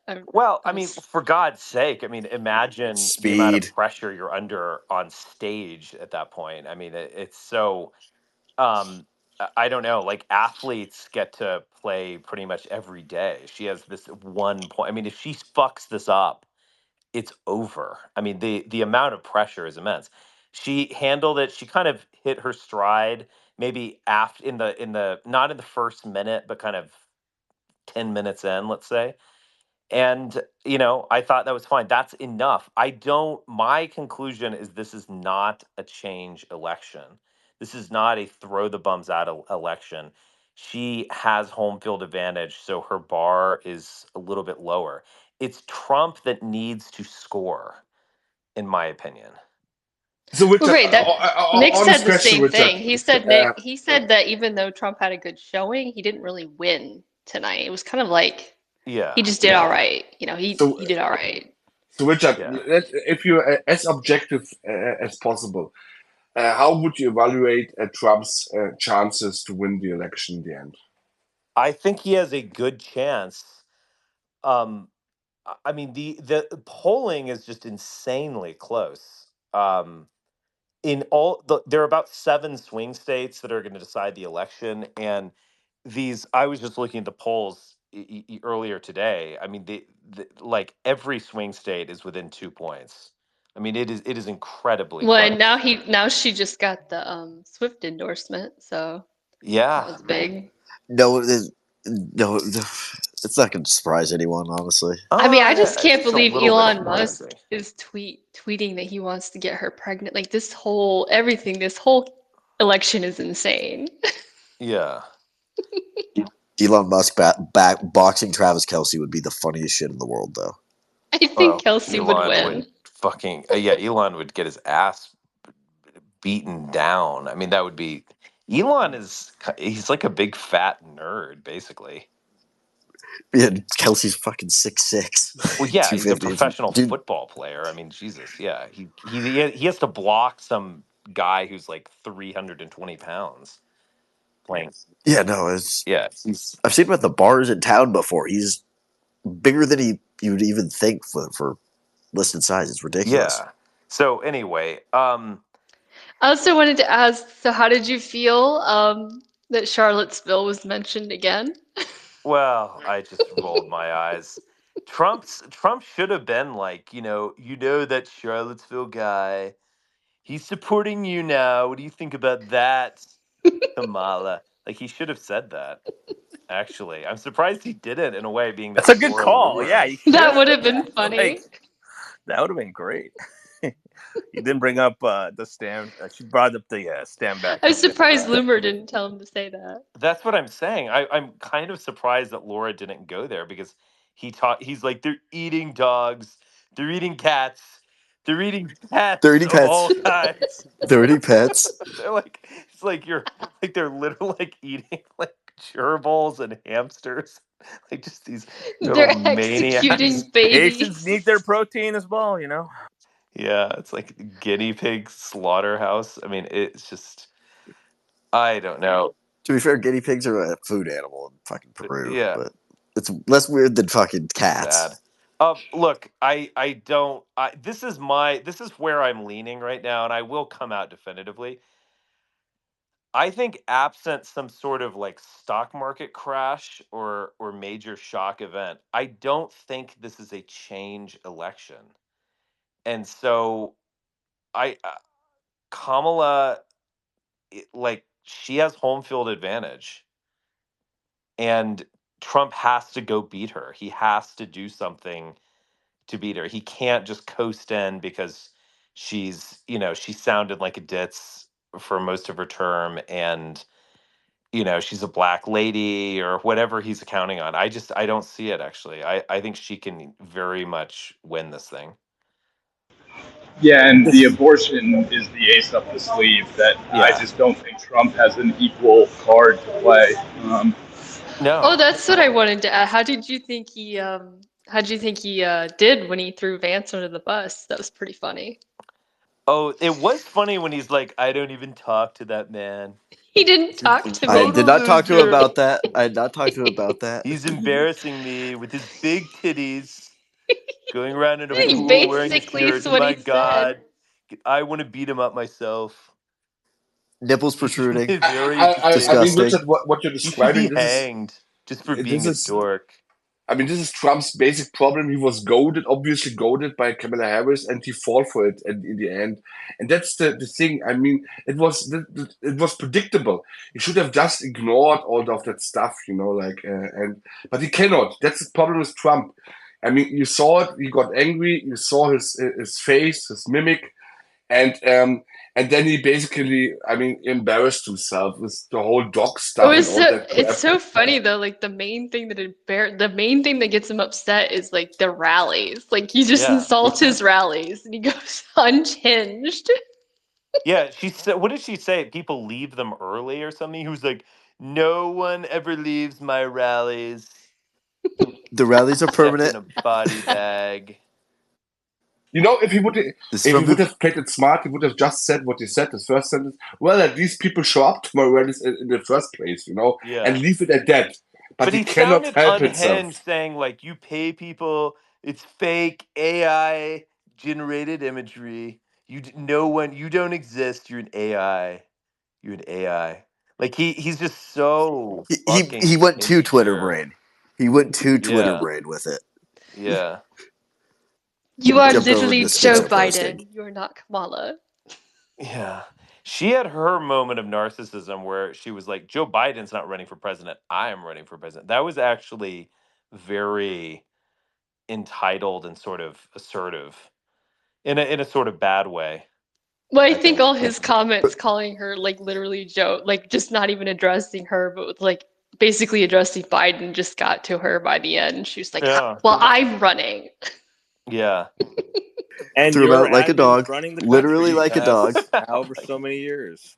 Yeah. There was an Boy. insurrection. J6 was fine. But the fact that poor Joe Biden, that wonderful man, is not allowed to run for president because of you. That I'm brokenhearted Literally like a myself. dog. And he said, Literally like a and dog. Biden hates her. You know, he really hates her Oh, he behind the did scenes. say Is that that. what he said? And Biden can't stand her. Yeah, wow. That was that yeah. That was the like rage Trump. Yeah, I'm fucking off to Costa Rica next week for the next few months anyway, so I might just stay there. Forever. It's cheap and there's a Yeah. beach. I'm in Kansas, so I'm not want to fucking be here. Yeah. Wow. Quite a place. Anyway, I'm getting sleepy. I'll talk to you guys soon. Good night, Richard. Good night. Later, Richard.